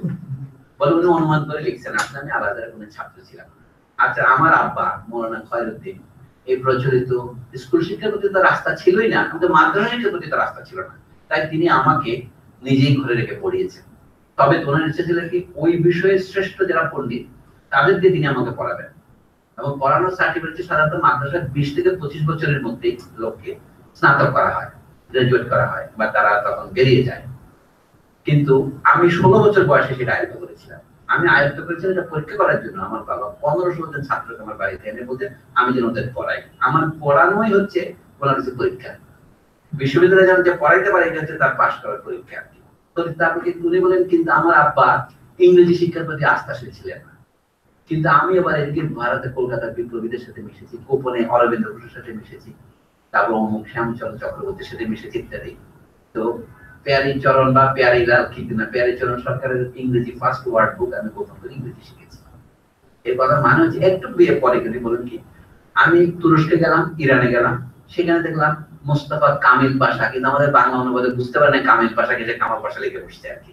সুভাষ মুখোপাধ্যায় তো লোক দিয়ে কোন পণ্ডিতের জন্য খেয়াল করি না, বারবার কামাল পাশা লিখছে, বুঝতে পারছি না মোস্তফা কামিল পাশা যে আরেক লোক ছিল। তো বলে ওর ভক্তরা দেখলাম কি ওরা ফরাসি ভাষা পছন্দ করে। তারপরে আসল ক্যাচের মধ্যে আসলো মনে আবুল কালাম আজাদ বলে কি কিন্তু ইংরেজি ভাষাটা এত বিকাশ হচ্ছে পৃথিবীতে এখন আমার ফরাসি না হলেও চলবে, ইংরেজি আমার প্রয়োজন মেটাচ্ছে। আজাদ বলছেন যিনি উর্দু ভাষার অধীশ্বর হিসেবে বিখ্যাত, যিনি ফার্সি এবং আরবি, উর্দু এবং ফার্সি বলা ভালো জানেন, সেই লোক যদি ইংরেজি শিখে তার তৃপ্তি মিশে গেছে।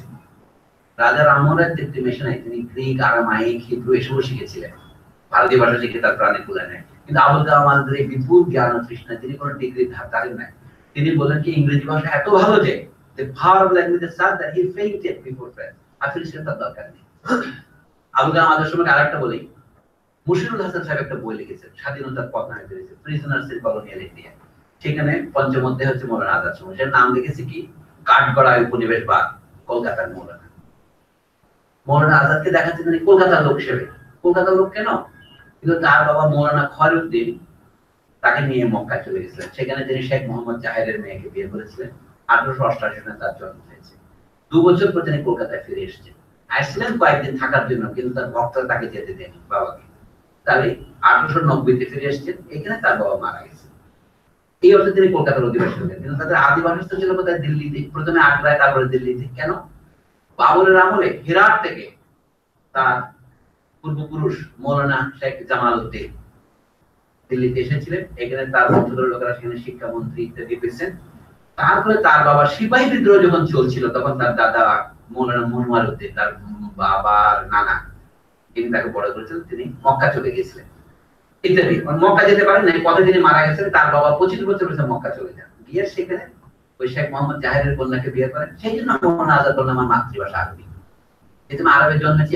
আক্ষরিক তার মা আরবি, তার মা আসে কলকাতায় মারা গেছে, তার মায়ের কবর কলকাতাতে ইত্যাদি। কিন্তু মজার একটা বিষয় বলছি, আজাদ এত ভাষা জানেন, এক শব্দ বাংলা জানেন না। আপনাকে এটা ব্যাখ্যা করতে হবে। মানে বাঙালি মুসলমান হিসেবে তাকে কলকাতার মৌলানা লিখতেছে, কিন্তু তার বাঙালি মৌলানা বলা যাচ্ছে না, বিকজ এবং তার রিপ্রেজেন্টেশন হিসেবে তার যদি কোনো আসন থাকে সেটা কলকাতায়। এমনকি 47 সনে যখন 46 সনে দাঙ্গা হচ্ছে কলকাতায়, তখন তিনি কিন্তু এয়ারপোর্টে যাচ্ছেন, দেখছেন যে দাঙ্গা হচ্ছে, লোক মারা যাচ্ছে, কিন্তু he cannot speak one word of Bangla. Why? যেহেতু উর্দু এত ভালো বলতে পারে, উর্দুতে যিনি উর্দুওয়ালাদের চেয়ে ভালো লিখতে পারে, অথচ উর্দু তার মাতৃভাষা নয়, কিন্তু 10-11 বছর বয়সে এসে উর্দু শেখা শুরু করছে। এই সমস্ত প্রশ্ন মনের মধ্যে থেকেই যায়। এর তিনি বাঙালি বিপ্লবীদের সাথে মিশতেছেন, তারাই তাকে বিপ্লবী আন্দোলনে ডেকেছেন। সেই জন্যই তিনি বিপ্লবীদের সাথে দেখা পেয়ে তিনি গেছেন। 20 বছর বয়সে তিনি তুরস্ক ইত্যাদি জায়গা বেড়াইছেন। এসে তিনি আল হিলাল পত্রিকা শুরু করেছেন। প্রথমে আল লিসান আল সিদিক একটা বের করেছিলেন, সত্য কথা। কিন্তু তারপরে তিনি বের করেছেন বলে আমি বাঙালি বিপ্লবীদের প্রভাবে এটা করেছি। আমার উদ্দেশ্য ছিল স্যার সৈয়দ আহমদের যে দর্শন সেটা বিরোধিতা করা। তাহজিবুল আখলাক পত্রিকাতে তিনি যে সাথে ইংরেজের লয়ালটি প্রচার করতেন, তার বিরুদ্ধে আমি ভারতের মুসলমানদের বলছি তোমার বিপ্লবী করো, এবং সেইটা তাকে শিখিয়েছেন এই বাঙালি ভদ্রলোকেরা, তাকে থেকে ইংরেজি পড়াচ্ছেন। কিন্তু এক শব্দ বাংলা পড়ার বা শেখার আগ্রহ তার হলো না কেন? আমি প্রশ্ন আকারে পেশ করছি এটা। এবং তিনি ভারতের জাতীয় কংগ্রেসের সভাপতি হচ্ছেন জীবনের সবচেয়ে কম বয়সে, 1923 সনে, 35 বছর বয়স তার। তারপর তিনি হলেন দীর্ঘতম সময়ের এই কংগ্রেসের প্রেসিডেন্ট, 1940 থেকে 47 পর্যন্ত। সেই লোক যার নিজের কনস্টিটিউয়েন্সি বাংলাদেশ, কিন্তু তিনি বাংলা শেখার কোনো দায়িত্ব বোধ করেন, আগ্রহ বোধ করেন। এমন নয় যে তিনি বাংলাদেশ দেখেন নাই বা বাঙালি বিপ্লবীরাই তাকে বিপ্লবের পথে টেনেছে, বাঙালি বিপ্লবী বাঙালি সাম্প্রদায়িক হিন্দু বিপ্লবীরাই। এই প্রশ্নগুলো আমার কাছে অমীমাংসিত, আপনারা কেউ জানলে আমাকে সাহায্য করবেন এ বিষয়ে যদি কোনো বই থাকে। এখন অনেক বই তার উপর বেরোচ্ছে শত শত, প্রত্যেক আমি কোথাও এর উত্তর পাইনি। দুটো উত্তর, আজাদ কি বাংলা জানতেন, অর্থাৎ বাংলাকে তিনি লিখতে পারতেন পড়তে পারতেন সে অর্থে জানা করছি। 2 নম্বর হচ্ছে তিনি কি শেখার কোনো চেষ্টা আদৌ করেছিলেন, যার মাতৃভাষা আরবি, তিনি মাতৃভাষার চেয়ে ভালো উর্দু শিখেছিলেন। তার 11 বছর বয়সে স্যার সৈয়দ যে বছর মারা যায় তার পরের বছর আজাদ আপনার প্রথম তার উর্দু গজল প্রকাশ করেন, বয়স 11। এবং তিনি নিজে বলছেন মাদ্রাসার ছাত্ররা 20 থেকে 25 বছরে যে পরিমাণ পড়ে, আমি 16 বছর বয়সে আয়ত্ত করেছি। তিনি কোনো অহংকার না করে নেগেটিভের মধ্যে বলে যাচ্ছেন। এবং আমি 10-15 জন ছাত্রকে পড়িয়ে আব্বার কাছ থেকে সার্টিফিকেট পেয়েছি, আর কারো সার্টিফিকেট পাইনি। তার মৌলানা উপাধি কেউ দেয় নাই, কিন্তু এটা হলো স্বঘোষিত মৌলানা। আমরা তাকে মৌলানা হচ্ছে মৌলানা মনে করি, কিন্তু আমার একটা মনে কৌতূহল, এত কম কৌতূহল কেন যে দেশে তিনি ডোমিসাইল, তো তবে কলকাতা কি বাংলার শহর ছিল নাকি অন্য ছিল? এই সমস্ত প্রশ্ন আমি উত্তর দিতে পারি। এইখানে এর মধ্যে আছে, এটা মানে কি বাংলার যে রিলেটিভ মর্যাদা ইংরেজি আমলে সেটার উপরে নির্ভর করে। কাজে ল্যাটিন আমেরিকা অথবা ক্যারিবিয়ান এই অঞ্চলে স্প্যানিশ, পর্তুগিজ, ডাচ, ইংরেজি এবং ফরাসি 5টা ইউরোপীয় ভাষার আধিপত্য ছিল। আমরা যেটাকে অধিক বলছি এখানে ফরাসি ভাষার আধিপত্য, হেইতি, মার্টিনিক, গুয়াদেলুপ এবং ফ্রেঞ্চ গায়ানা।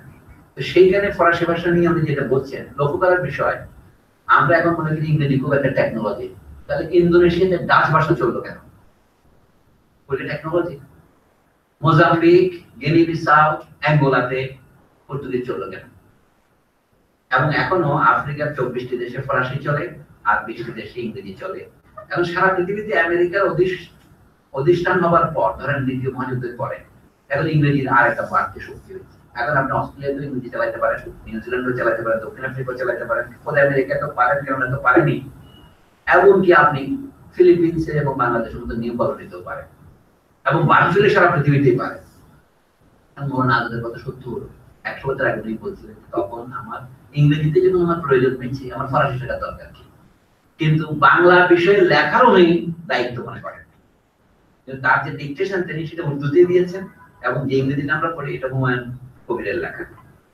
এখন আমার মনে প্রশ্ন হচ্ছে, হুমায়ুন কবির যে ডিকটেশন নিয়েছেন সেটাকে এখন উর্দু বলার সমালোচনা হয়তো হুমায়ুন কবির উর্দু জানতেন না, সুতরাং তিনি মহাজনের অনেক কথা বুঝেন নাই। কিন্তু হুমায়ুন কবির ইংরেজিতে টাইপ করে মৌলানাকে দেখাইছেন। বইটা বের হওয়ার কথা ছিল 1958 সনে নভেম্বর মাসে, কিন্তু হুমায়ুন কবির এটা মার্চ মাসে প্রকাশ করেছে। এইসব তর্কের মধ্যে আমি লক্ষ্য করলাম যে ভাষার প্রশ্নটি সেখানে আসবে। Azad never spoke to Humayun in English, dictated the whole thing in Urdu. এটা হুমায়ুন নিজে অনুবাদ করে তাকে দিয়েছেন। একটা লোক তো উর্দু কিছু না জানে, এত অনুবাদ কেমনে করবেন? নানা প্রশ্ন আমার কাছে আছে আর কি। কিন্তু আমি যেটা বলছি কি, আজাদ বাংলা লোকেও বাংলা শেখার কোন রকমের প্রবর্তন অনুভব করেছিলেন কিনা, এটা একটা প্রশ্ন করেন। এটা মনির ইউসুফকে জিজ্ঞাসা করে রাখি, আপনার প্রাক্তন বন্ধু বা ভবিষ্যৎ বন্ধু কুতুব হিলালিকে জিজ্ঞাসা করেন। আজাদ বিশেষজ্ঞ বাইরে আপনাদের একটা দাওয়াত দিয়ে রাখি, আমাদের আগামী মিটিং এর আগে আজাদের একটা সভা হবে। আমি এটা দেখি বদরুদ্দিন ওমর সাহেব প্রবন্ধ পাঠ করবেন বাংলাদেশ জাতীয় জাদুঘরে। আপনি মনে করেন সরকার কি বদরুদ্দিন তো কিনে নিল? ভাড়া করে পুলিশের অনুমতি লাগে না, জাদুঘরের অনুমতি নিয়ে হবে। এটা হলো আজাদের কত নম্বর জন্মবার্ষিকী বা মৃত্যুবার্ষিকী পালন। তো ওমর সাহেব যেহেতু প্রবন্ধ পাঠ করবেন, এখন কুতুবুল সাহেব প্রোগ্রাম আমাকে দাওয়াত দিয়েছেন, আমি ভাবছি যে যাবো আর কি। আপনাদের আমন্ত্রণ জানাচ্ছি। সোমবার বিকাল 4টায়, মানে 5 তারিখ। ও কার্ড ছাপাইছে, পোস্টার ছাপাইছে, দেখলাম। আমি সভাপতি, আর কি বলেন বদরুদ্দিন ওমর বলছে কি সৈয়দ আমি সভাপতি করো। এখন বদরুদ্দিন ওমরের আদেশে সম্মান করতে পারি না, মুরব্বী মানুষ। বদরুদ্দিন ওমরের বয়স 85 হয়েছে, তাকে তো সম্মান করতেই হবে। এবং উনি আজাদের একটা বেশ ভালো প্রবন্ধ লিখেছেন। ঘটনাচক্রের প্রবন্ধটা আমি পেয়েছি, মৌলানা আজাদের রাজনৈতিক চিন্তাধারা, মানে খসড়াটা দিয়েছেন, সেটাও প্রায় 18 পৃষ্ঠা। এমন সাহেবের এই পাঠ সহ্য করার মতো যদি ক্ষমতা থাকে, যদি আপনার মূর্ছা না যায়, বলে such is the power of language। আচ্ছা, ওমর সাহেব কিন্তু চমৎকার উর্দু জানেন, by the way. Qutub Hilali আমাকে বলেছেন কুতুব হিলালির সাথে উনি বাংলায় আলাপ করেন না, কুতুবকে বলে তুমি আমার বাসায় আসো, কি জন্য? তোমার সাথে বহুদিন উর্দু বাতচিত করার লোক পাই না। কুতুব তো আবার নদওয়ার স্কলার, সেটা নদবী। তো যে ভারতের লখনৌর পাশাপাশি আছে না আর নদওয়া, ওইটা পন্ডিত। তো যখন কুতুবের সাথে উনি উর্দুতে আলাপ করেন না মাঝে, কারণ উনি বলে আমার উর্দুটা খারাপ হয়ে যাচ্ছে, তুমি একটু আসো উর্দুতে।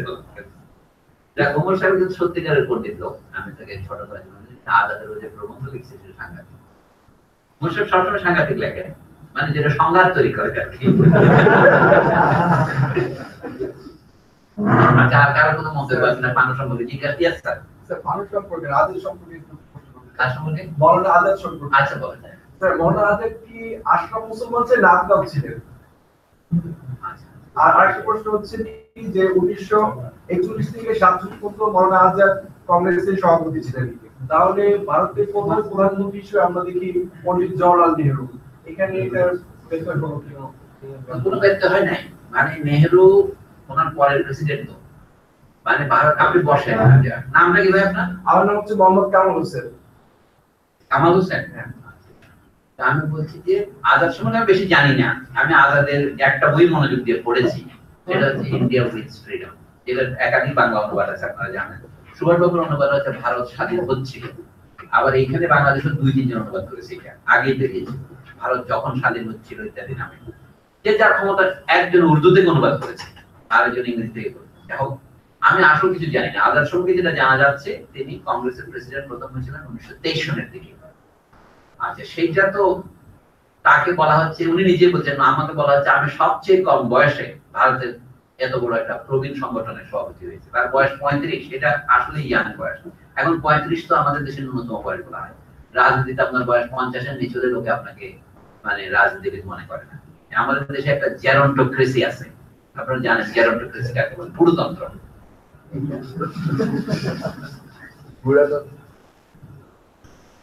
মানে power belongs to the senior people, জেরন্টো।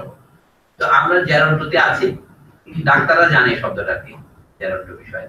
এখন আজাদ দ্বিতীয়বার যখন প্রেসিডেন্ট হলেন 1940-এ, তার বিরুদ্ধে দাঁড়িয়েছিলেন এম এন রায়। অনেকবার আজাদ পাইছেন 70-95% ভোট, এম এন রায় পাইছেন 4-5% ভোট।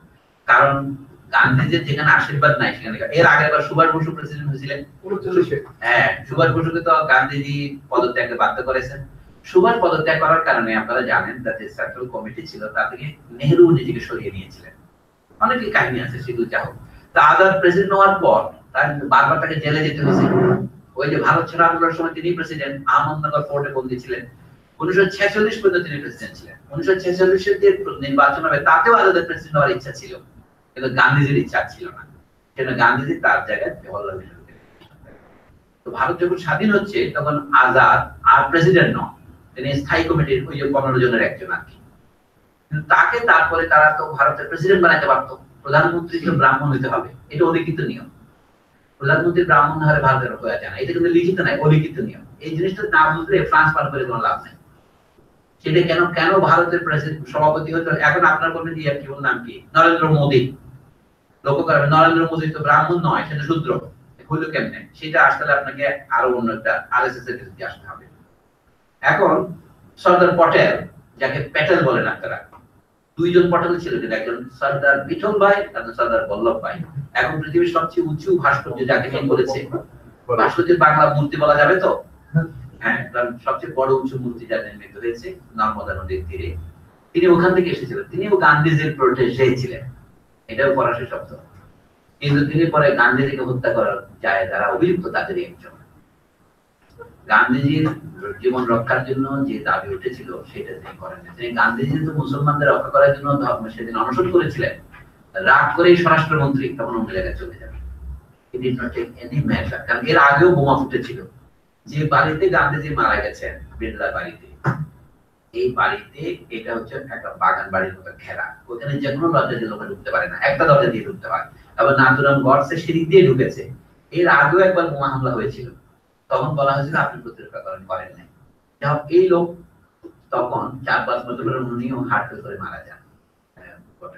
এখন গান্ধীর প্রোটেজের মধ্যে 1 নম্বর ছিলেন নেহেরু, 2 নম্বর ছিলেন পটেল, তাদের মধ্যে আবার বিরোধ ছিল। এখন আজাদও গান্ধীজির কারণে সভাপতি হয়েছিলেন, আপনি বুঝতে পারছেন। গান্ধী ছিলেন কিং মেকার, কিন্তু গান্ধীর পক্ষে আজাদকে ভারতের প্রধানমন্ত্রীর পদে নমিনেশন দেওয়া সম্ভব ছিল না, দিলেও কেউ মানত না। আমি তার ফুটুকুর ঘটনা, আজাদের বইয়ের প্রথম অধ্যায়ে কি আছে, কংগ্রেস ইন পাওয়ার ইন 1937। 1935 সালের ভারত শাসন আইন অনুসারে কংগ্রেস ক্ষমতায় 1937 আসে। কংগ্রেস সেই নির্বাচনে অংশ নিতে চায় না, কিন্তু অংশ নেওয়ার পর দেখা যায় কি কংগ্রেস ভারতে তখন 10টি প্রদেশ ছিল, মনে রাখতে হবে বাংলা, আসাম ইত্যাদি সহ 5টি প্রদেশে কংগ্রেস সরকার গঠন করে। তার মধ্যে 4টা দেশে অ্যাবসলিউট মেজরিটি, আর একটাতে যে বাংলাদেশে সে তাকে কোয়ালিশন করতে হয়, অর্থাৎ তারা ক্ষমতায় ছিল প্রথমে। তো সেই অবস্থায় মানে অনেক কাহিনী। তো 2 জায়গাতে তারা জিতেছে, একটা হচ্ছে মুম্বাই আর হচ্ছে বিহার। মানে কংগ্রেস যে 5টাতে ক্ষমতা যাচ্ছে তার মধ্যে মুম্বাইতে কংগ্রেসের সভাপতি বহুদিন ধরে, আপনার প্রশ্ন উত্তরে বলছি কামাল সাহেব, মিস্টার নরিম্যান বলে, তিনি পার্সি সম্প্রদায়ের লোক, যাদেরকে ভারতীয়রা অগ্নি উপাসক করে, হোমি বাবারা যে গোত্রের লোক আর কি। তো মানে যেখান থেকে আমাদের এই এরা বেরিয়েছে, এই বিখ্যাত উপন্যাসিক সালমান রুশদিরা যে জায়গা থেকে আসছে, সেখানে নরিম্যানেরই প্রধানমন্ত্রী হওয়ার কথা, চিফ মিনিস্টার আর কি, প্রধানমন্ত্রী বলতে তখন বাংলায়। কিন্তু সেখানে পটেল সাহেব ফরমাতে করেন কি, নরিম্যান যেহেতু আমরা হিন্দু মেজরিটি, একজন পার্সিকে প্রধানমন্ত্রী করা যাবে না, এই বলে তিনি প্রস্তাব দিলেন আরেকজনকে, কেন্দ্রীয় মন্ত্রী আইনসভার একজন সদস্যকে নিয়ে আসলো, তাকে সেখানে প্রধানমন্ত্রী করলো। আজাদের সম্মুখে লিখছেন কংগ্রেস এই প্রথম সাম্প্রদায়িকতা পরিচয় দিল এবং বললো কি, এবং গান্ধীজিও প্রতিবাদে কিছু বললেন না। তখন মিস্টার নরিম্যান প্রতিবাদ করার জন্য দিল্লিতে অল ইন্ডিয়া কংগ্রেস কমিটির কাছে আসলেন, আইসে তিনি কমপ্লেইন করলেন। কমপ্লেইনের সময় তাকে কোনো সুযোগ দেওয়া হলো না, বরঞ্চ নেহেরু তার সাথে দুর্ব্যবহার করলেন, তার আচরণ রুড করলেন এবং হি শাউটেড হিম ডাউন, আপনি কথা বললেন না। তখন সে বাধ্য হয়ে গান্ধীজির কাছে কমপ্লেইন করলো। গান্ধীজি তো অত্যন্ত বুদ্ধিমান লোক, গান্ধীজির বুদ্ধি সম্পর্কে আমার বলার তো মুখ নাই, গান্ধীর বুদ্ধি এত বেশি। গান্ধীজি বলেন, তুমি যেহেতু একজন পার্সি, তোমার বিষয়টা তদন্ত করার জন্য, পটেলের বিরুদ্ধে তার অভিযোগ যে পটেল আমাকে প্রধানমন্ত্রী হতে দিচ্ছে না, এটা তদন্ত করার জন্য একজন পার্সি নিরপেক্ষ বিচারক নিয়োগ করবো, তদন্ত কমিটি। তো তদন্ত কমিটি প্রধানকে করা হলো একজন পার্সি, সেই পার্সি তো গান্ধীর অনুগত, সে নরিম্যানের বিরুদ্ধে রিপোর্ট দিল, তার সে প্রধানমন্ত্রী বলল, ন্যায় বিচার হলো, সন্তুষ্ট হলো এবং সে তখন কংগ্রেস থেকে চলে গেল। এটা আচ্ছা, এখন বিহারে আসেন। বিহারে হচ্ছে ডক্টর সৈয়দ মাহমুদ, নেহেরু পরিবারের বন্ধু এবং অত্যন্ত ধুরন্ধর, মানে পণ্ডিত লোক, আমাদের সৈয়দ আমির আলী টাইপের লোক আর কি। আমি তার বই পড়েছি, তার সারগ্রন্থ বেরিয়েছে ডক্টর মাহমুদের। তো তিনি প্রধানমন্ত্রী হওয়ার কথা, কারণ তিনি বিহার কংগ্রেসের সভাপতি এখানে, কিন্তু বললো কি এখানে হিন্দু মেজরিটি, ওনাকে প্রধানমন্ত্রী করা যাবে না। তো না করার জন্য ওনাকে নামিয়ে দিয়ে আমি অন্যান্য কথা বাদ দিলাম। একটু পার্থক্য হলো, নরিম্যানকে তো কোনো পদই দেওয়া হলো না, ওনাকে বললো কি আমরা 2 জনকে নিয়ে আসবো, ঠিক আছে, একজন কৃষ্ণ সিং, আরেকজন নাম অমরেন্দ্র নারায়ণ সিং এর মতো একটা নাম, আমি প্রথম নামটা ভুল বললাম, এরকম একটা নারায়ণ সিং একটা আছে। তো 2 জনকে নিয়ে ওই কৃষ্ণ সিংকে প্রধানমন্ত্রী করা হলো। মাহমুদকে বলা হলো আপনি ইচ্ছা করলে একটা মন্ত্রীর পদ নিতে পারেন। তো মাহমুদ আবার আমাদের মাহমুদের মতো নয়, উনি একটা পদ নিলেন, মন্ত্রিত্ব গ্রহণ করলেন। এই হচ্ছে কাহিনী। তাহলে মৌলানা আজাদ তখনই বুঝে গেছেন যে ভারতে কংগ্রেস পার্টি ক্রমশ সাম্প্রদায়িকতার দিকে এগোচ্ছে। মানে এখন আজাদের ট্র্যাজেডি হলো তিনি কখন এটা প্রতিকার কি করে করতে হয় জানেন না, কারণ তিনি কংগ্রেস থেকে পদত্যাগ করে যাবেন কোথায়? কারণ জিন্না তো তাকে বলেছে যে শো বয় অফ কংগ্রেস। একবার এক সভায় জিন্নাকে তিনি দেখা হয়েছে, হাতে এগিয়ে দিলেন। জিন্না বলেন আমি তো আপনার মধ্যে একটা শো বয়ের সাথে হ্যান্ডশেক করবো না। আজাদকে সেদিন নীরবে হাজির করতে হলো। এটা আজাদের ম্যাগনানিমিটি যে Jinnah refused to shake hands with him and he had nothing to say. এবং জিন্না বলছে আপনার পরিণতি ভয়াবহ হবে। তো পরিণতি ভয়াবহ হয়েছে এবং he was a broken man. After 47 he never came back to his own senses. এবং আজাদ যে সাম্প্রদায়িকতার অভিযোগগুলো নেহেরুর বিরুদ্ধে করছেন ওই 30 পৃষ্ঠায় লুকিয়ে রেখেছিলেন। বদরুদ্দোর মানে সমালোচনার বিষয় হচ্ছে এইটাই, আমি যা পড়লাম সেটা হচ্ছে কি আপনি 30 পৃষ্ঠা লুকিয়ে রেখেছিলেন কেন? এবং 30 পৃষ্ঠা বের হওয়ার পর দেখা যাচ্ছে এমন আহামরি কিছু না, ঠিক মৃদু সমালোচনা। ওইটা বোধ উৎসর্গ করছে for Jawaharlal Nehru friend and comrade, বইতে সেটাই আছে।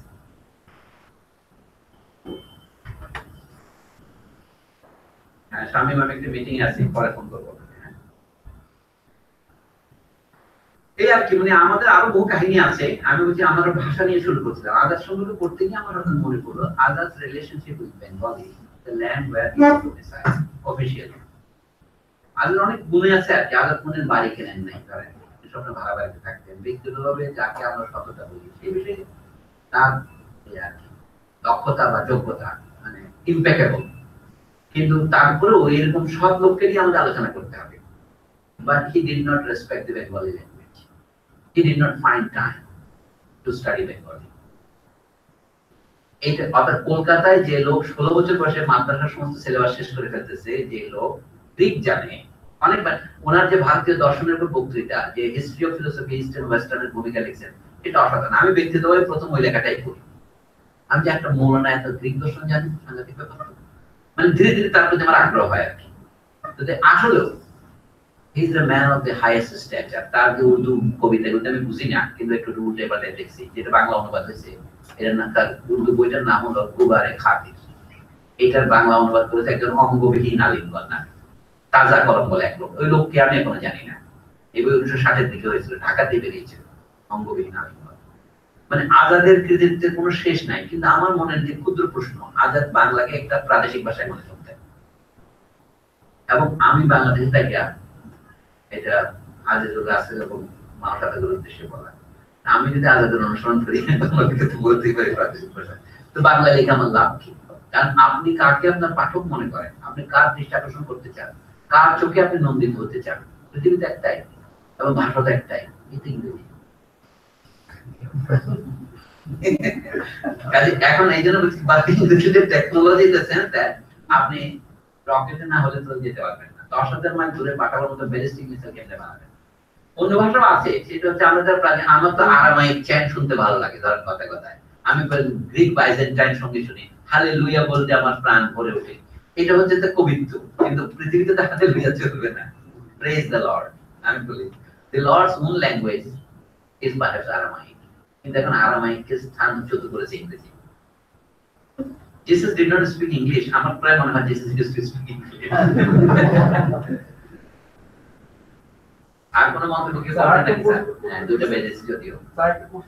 আচ্ছা, আপনি তো আগে একটা করেছেন, রেশনে আপনি আর পাবেন না, এটাই করেন। এটা করেন শেষ। আচ্ছা, এটা হচ্ছে কি স্যার, এবার যে আমাদের বিশ্বকাপ হলো 2018-তে, তখন যখন ফ্রান্স জয়লাভ করলো, তখন বলিউডের একজন পরিচিত অমিতাভ বচ্চন টুইট করলো যে আফ্রিকানদের জয় হলো। স্যার এটা কিভাবে? না ভালো, কেন আপনি ফ্রান্সের টিম তো লক্ষ্য করেছেন, মানে ফ্রান্স যেহেতু আফ্রিকায় কলোনি করেছিল, ফ্রান্সের খেলোয়াড়দের মধ্যে ঘটনাচক্রে যারা সবচেয়ে তুকুর খেলোয়াড়, সবচেয়ে দ্রুতগতির খেলোয়াড়, বয়স কম, এমবাপ্পে নাকি নাম, হচ্ছে কালো। এটাই, এবং ফ্রান্স যেহেতু কালোদের কলোনি, এটা তারা সবসময় আলজেরিয়াকে বলেছে আলজেরিয়া ফ্রেঞ্চ, কিন্তু একজন আলজেরিয়ান যখন প্যারিসে যায় তখন তো তুমি তোমার দেশে চলে যাও না কেন, এটা হচ্ছে অর্ডিনারি ফ্রেঞ্চ মানে কথা। এখন খেলার টিমে যুদ্ধের সময় ফরাসি পতাকা রক্ষার জন্য আপনার একটা বই আছে মিথোলজি নামে, রলা বাগদের, সেখানে দেখবেন হাত দিয়ে আছে কি এটা কালো সোলজার। এটা মিথোলজির 1 নম্বর 2 নম্বরের মধ্যে আছে যে the French Empire is being saluted by a black man. Yes. Not, it doesn't mean that the empire is black. It means that the black is docile. The black man belongs to us. The black slave is a French slave. এটা বোঝেন না, এখানে French হচ্ছে পতাকা আর black হচ্ছে তার সাম্রাজ্যের আনুগত্যের প্রতীক। এটা অন্তত আমি বলছি রলাবার্থ, যিনি সাদা ফ্রেঞ্চম্যান, তারই ব্যাখ্যা। ফ্রান্স মানে বারবার বলছেন, যখন রলাবার্থের নাম আসে আমি তাকে লেখক হিসেবে দেখি, দার্শনিক হিসেবে দেখি, কিন্তু সাদা না কালো এটা মনে হয় না। কিন্তু ফ্রান্স ফানোয়াসদের বলতে হয় he is a black writer. কারণ কি, হোয়ার ইজ দ্য প্যারাডক্স? এই কথার দিকে আছে। তাহলে আমি গতকালের চ্যাপ্টারে যেটা আমি পড়ি নাই সেটা একটু আপনাদের দেখাই শেষ করি। তাহলে বলছেন it becomes evident that we are not mistaken in believing that a study of the language of the Montenegro would be able to show us some characteristics of his work. As I said at the start, there is a retaining wall relation between language and group. There is a retaining wall relation between language and group. এখন উনি বলছেন, যেটা আমি পড়লাম সেখানে বলেন যে France মানুষ বলছেন এমএসএ দ্বারা তো ভালো বলে একটা মহিলা মূর্ছা গেছে, কিন্তু সেই লোককে দেখে ফ্রেঞ্চ ভদ্রলোক কি বলে, some other facts are worth a certain amount of attention. For example, Charles-André Julliard introducing Aimé Césaire as a Negro poet with a university degree, or again quite simply the expression a great black poet. আপনার অমিতাভ বচ্চন যেটা বলছে সেটার মানে হচ্ছে as a great black poet. A great poet বলছে না, নজরুল ইসলাম যেমন great মুসলিম poet বলা হতো আর কি, সেই জন্যই। অথবা বেগম রেখা একটা গ্রেট উমেন রাইটার বলার মতো, আবার বেঙ্গলি মুসলিম উমেন রাইটার। এখন বলছে these ready-made phrases which seem in a common sense way to feel a need for M.A. Cesar is really black and a poet. কথাটা মিথ্যা নয়, he is really a poet and he is a black man, he has a university degree. These ready-made phrases which seem in a common sense way to feel a need for M.A. Cesar is really black and a poet have a hidden subtlety, hidden key, a permanent draft. I know nothing of Jean Paul, except that he writes very interesting books. I know nothing of Olavar except that he writes very interesting literary criticism. এখন বলছেন, I have no idea how old Roger Caillois is, since the only evidences I have of his existence are the books of his that streak across my horizon. Roger কাইওয়া বড় দার্শনিক, তিনি যাক লাগার সমালোচনা করছেন। কাইওয়ার সমালোচনা ইয়াতে আছে M.A. Cesar's বইতে, ডিসকোর্স টু দ্য কলোনিয়ালিজম। হ্যাঁ, তো সেই লোক সম্পর্কে আমি আর কিছু জিজ্ঞাসা করি না, তিনি ভালো বই লেখেন অথবা তার বই খারাপ লেখেন, এইটুকু বলি। এখন প্রশ্ন হচ্ছে, and let no one accuse me of affective allergies. What I am trying to say is that there is no reason why André Breton should say of Cesar, quote, he is a black man who handles the French language as no white man today can, unquote. Eta bolben kena, eta tar mantobbo shonen. And even though Breton may be stating a fact, I do not see why there should be any paradox, anything to underline, for in truth Monsieur M.A. Cesar is a native of Martinique and a university graduate. Apni paradox ta belen kothay apni bolchen. Why can a man from Martinique not be a great poet? You have a surprise. That's why you say, despite the fact that he is from Martinique and that he is remarkable as a poet, not because of that. Again, we find this in Michel Ladies ইত্যাদি। এই হচ্ছে ঘটনা। আমি এটা নিজের ঘটনা বলি, বলাটা শোভন নয়, তো মাঝে মাঝে বলতে হয়। 2003 সন বাংলা একাডেমির মহাপরিচালক ছিলেন তখন অধ্যাপক মনসুর মুসা, তিনি ভাষাতাত্ত্বিক।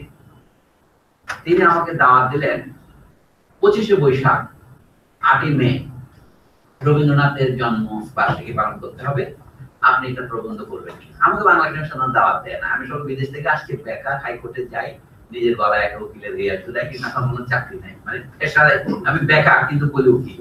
তা আসি, মানে 20 টাকা রিক্সা ভাড়া দিয়ে হাইকোর্ট থেকে বাংলা একাডেমিতে আসলাম।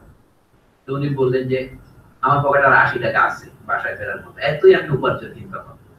তখন ভদ্রলোক বললেন কি, রবীন্দ্রনাথের সভ্যতার সংকট নিয়ে আপনি দেবেন। তখন ইরাক বিজয় মাত্র সম্পন্ন হয়েছে আপনার মে মাস। অর্থাৎ মনসুর মুসার ভিতরে বিপ্লবীরাটা জেগে উঠলো, আমাকে দিয়ে রবীন্দ্রনাথের সভ্যতার সংকট সম্পর্কে একটা বক্তৃতা দিতে হবে এবং সেটা দিয়ে উনি তার বিপ্লবী বক্তব্য সংস্থান করবেন। তাই ঠিক আছে গেলাম। তখন সংস্কৃতি মন্ত্রণালয়ের সচিব যে আছেন তাকে তিনি সভাপতি করলেন।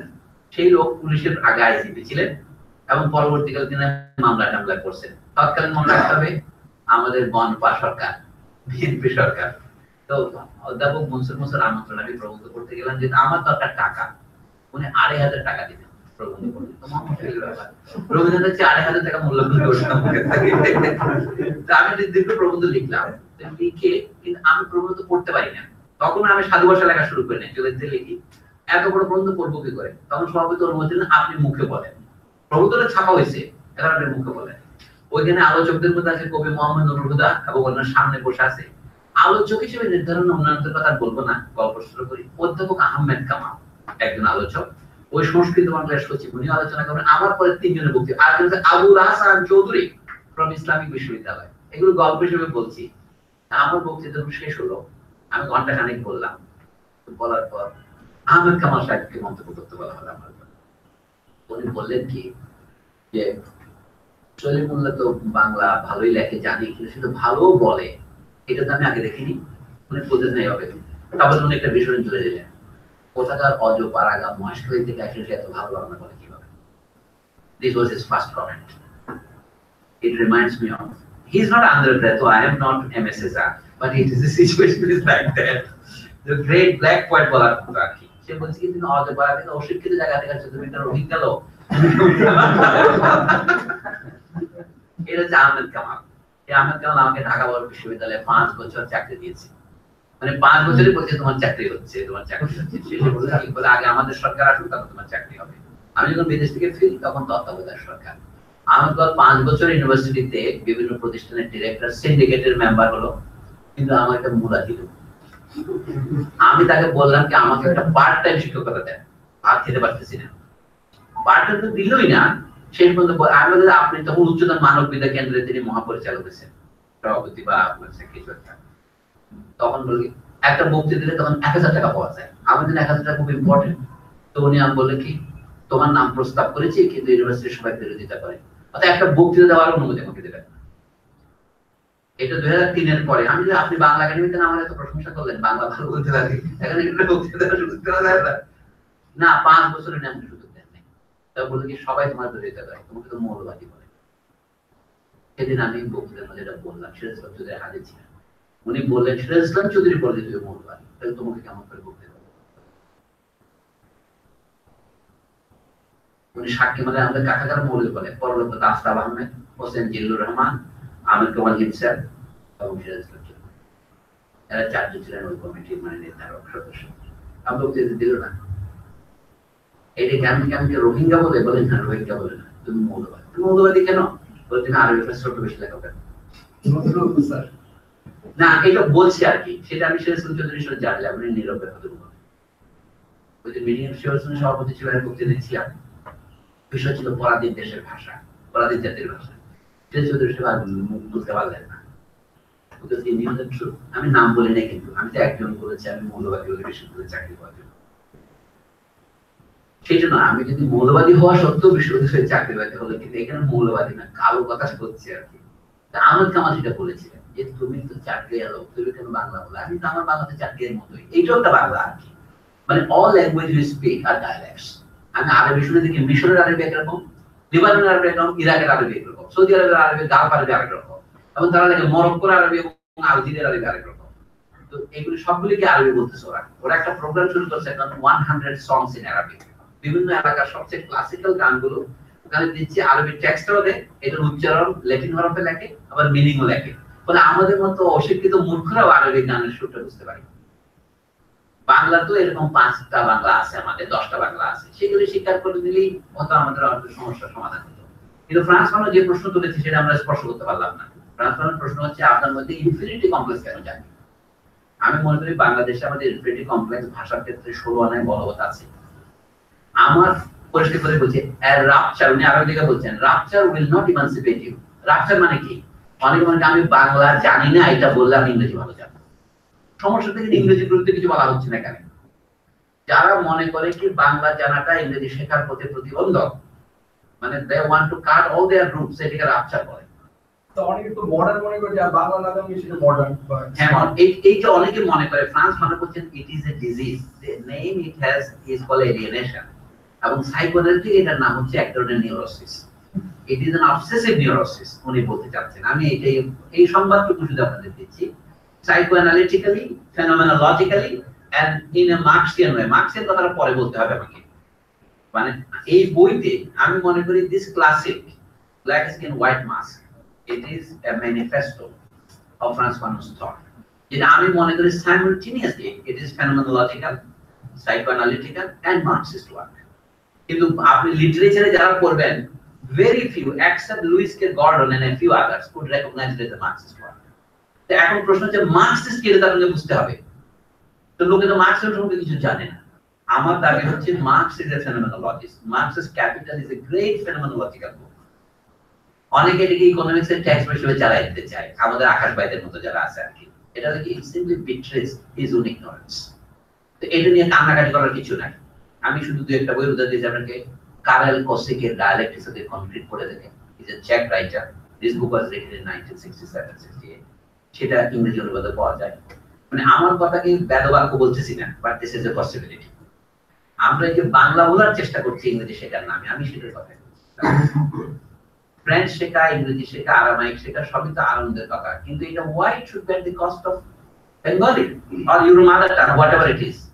প্রশ্নটা হচ্ছে এটাই, যে সমস্ত লোক রাপচার করে, প্যারিসে যারা মাস্টারি করতে গেছে বলে কি আমি আর ক্রেওল জানি না, এটা সুবিধা কি হলো? ক্রেওল জানা তো ভালো, কিন্তু ওদের মধ্যে এই মানসিকতা কেন আসে? আমি কালোকে বিয়ে করবো না এবং আমি ক্রেওল ভাষায় কথা বলবো না, এটাতে আমার ফর্মের চোখে আমার মর্যাদা বৃদ্ধি পাবে, এই মনোভাব। আরব দেশও দেখা যাচ্ছে, আরবদেরও বহু লেখা, আমাদের একই সমস্যা, কিন্তু তারা আরবিতে লিখবে না, তারা ফার্সি ফ্রেঞ্চ লিখবে। এতে একটা সুবিধাও আছে যে আমি 2-3 ভাষা লিখে সময় নষ্ট করবো কেন? এই ভাষায় আমার পাঠক লিখতে পারবো। আমি যদি ইংরেজি লিখতে পারতাম, কি করতাম আমি জানি না, যদি ইংরেজি লিখতে পারি না তাই বাংলা লিখতে আসছি, এটা হচ্ছে আমার ব্যাপার।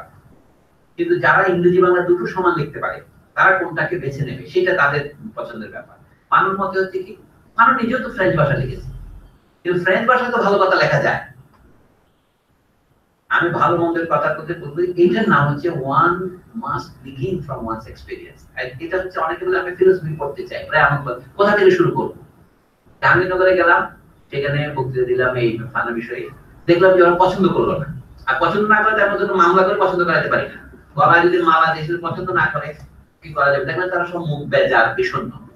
আমি তো এইটুকুই বলেছি, ফ্রান্স ফানো বয়সে মিশেল ফুকুর চেয়ে বড় 1 বছরের, 6 বছরের বড়। আমি এটা প্রতীকী ভাবে বললাম, শুধু ফিজিক্যাল এজ নয়, মর্যাদায়ও বড়। কিন্তু কই তোমরা তো ফ্রান্স ফানোর সম্পর্কে আকৃষ্ট বোধ করো নাই, ফুকু সম্পর্কে আকৃষ্ট বোধ করছে 30 বছর। তোমরা বোধিচিত্তে যে তুমি বক্তৃতা দেওয়াইলা ফুকু সম্পর্কে, সম্পর্কে, এমনকি জুডিথ বাটলার সম্পর্কে দিলে। এখন কেউ যদি জুডিথ বাটলার কেউ ফ্রান্স ফানোর সাথে তুলনা করে, তখন তার রুচি এবং তার জ্ঞান সম্পর্কে আমার কি শ্রদ্ধা বলতে আসবে?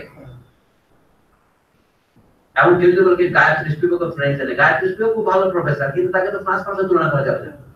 এটা আমার ব্যাপার আর কি। কারণ তোমরা জাহাঙ্গীরনগরে এতদিন বললা যে ফ্রান্স ফানোর দিকে তোমাদের মধ্যে দৃষ্টি পড়ে নাই, it speaks of a social fact.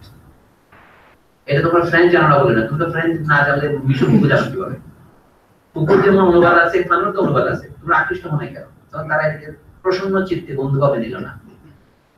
এটা তাদের ইট স্পিকস অফ দেয়ার প্রেফারেন্স। তারা বলে কি, প্রথমত কালো, তদুপরি কলোনির লোক, এবং ফ্রান্স তো তাকে নিয়ে আলোচনা হয়। কথা তো সত্যই।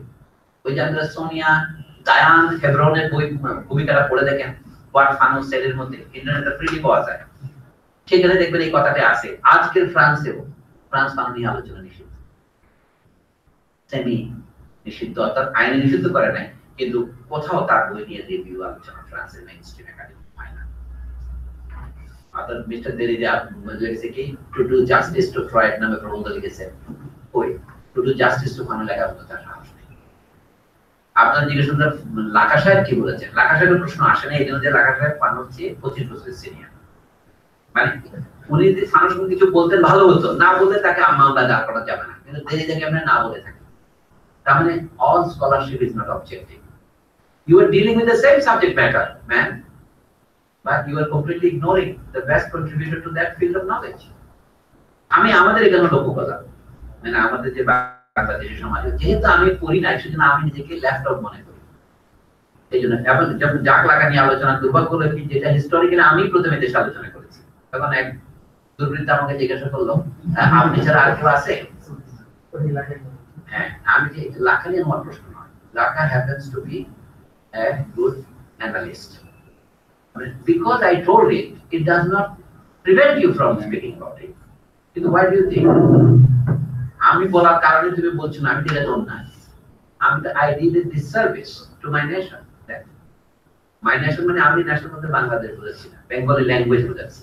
আমি বাংলা লিখতে চেষ্টা করেছি, সকল হয়ে ব্যর্থ হয়ে আমার সমস্যা। আপনার সমস্যা কি? আপনি পড়ছেন, আপনি তো মনে করেন না সে ভালো লেখক নয়, কিছু কিছু আপনার ফরাদ মাজারের মতো লোক আছে, ওই লাকা কি বলে সে ছেড়ে দিতে পারে, এটা তাকে মানায়। কিন্তু আপনারা যারা বিশ্ববিদ্যালয়ে চাকরি করে খাচ্ছেন, আপনাকে মানায় না। আপনি আইদার ইউ উইল রিফিউট হিম, হ্যাঁ, অর ইউ অ্যাকসেপ্ট হিম, এছাড়া আর কোনো বিকল্প নাই। এখনো ফ্রান্স মানে সেই মেইন স্ট্রিমে এখন আসে নাই। ইট ইজ অনলি 70 ইয়ার্স, মানে সিন্স হি বিগ্যান রাইটিং। এই বই লেখার পর 70 বছর পার হয়েছে। ইতিহাসে অনেক ধরনের পরিবর্তন হয়। আমি মনে করি আমাদের যে সমস্যা, বাংলাদেশের কালচারাল সমস্যা, এটা বোঝার জন্য তার বই আমাদের সময়। We are still a post-colonial nation or neo-colonial nation, and we must break away from this tradition. এর জন্য ফ্রান্স মানে আমাদের একটু হলেও সাহায্য করে, এই বিশ্বাস থেকে আমি আলোচনা করছি। আপনারা যদি এটা পরে আরো ভালো করে লেখেন তাহলে আমাদের সবাই উপকার হবে।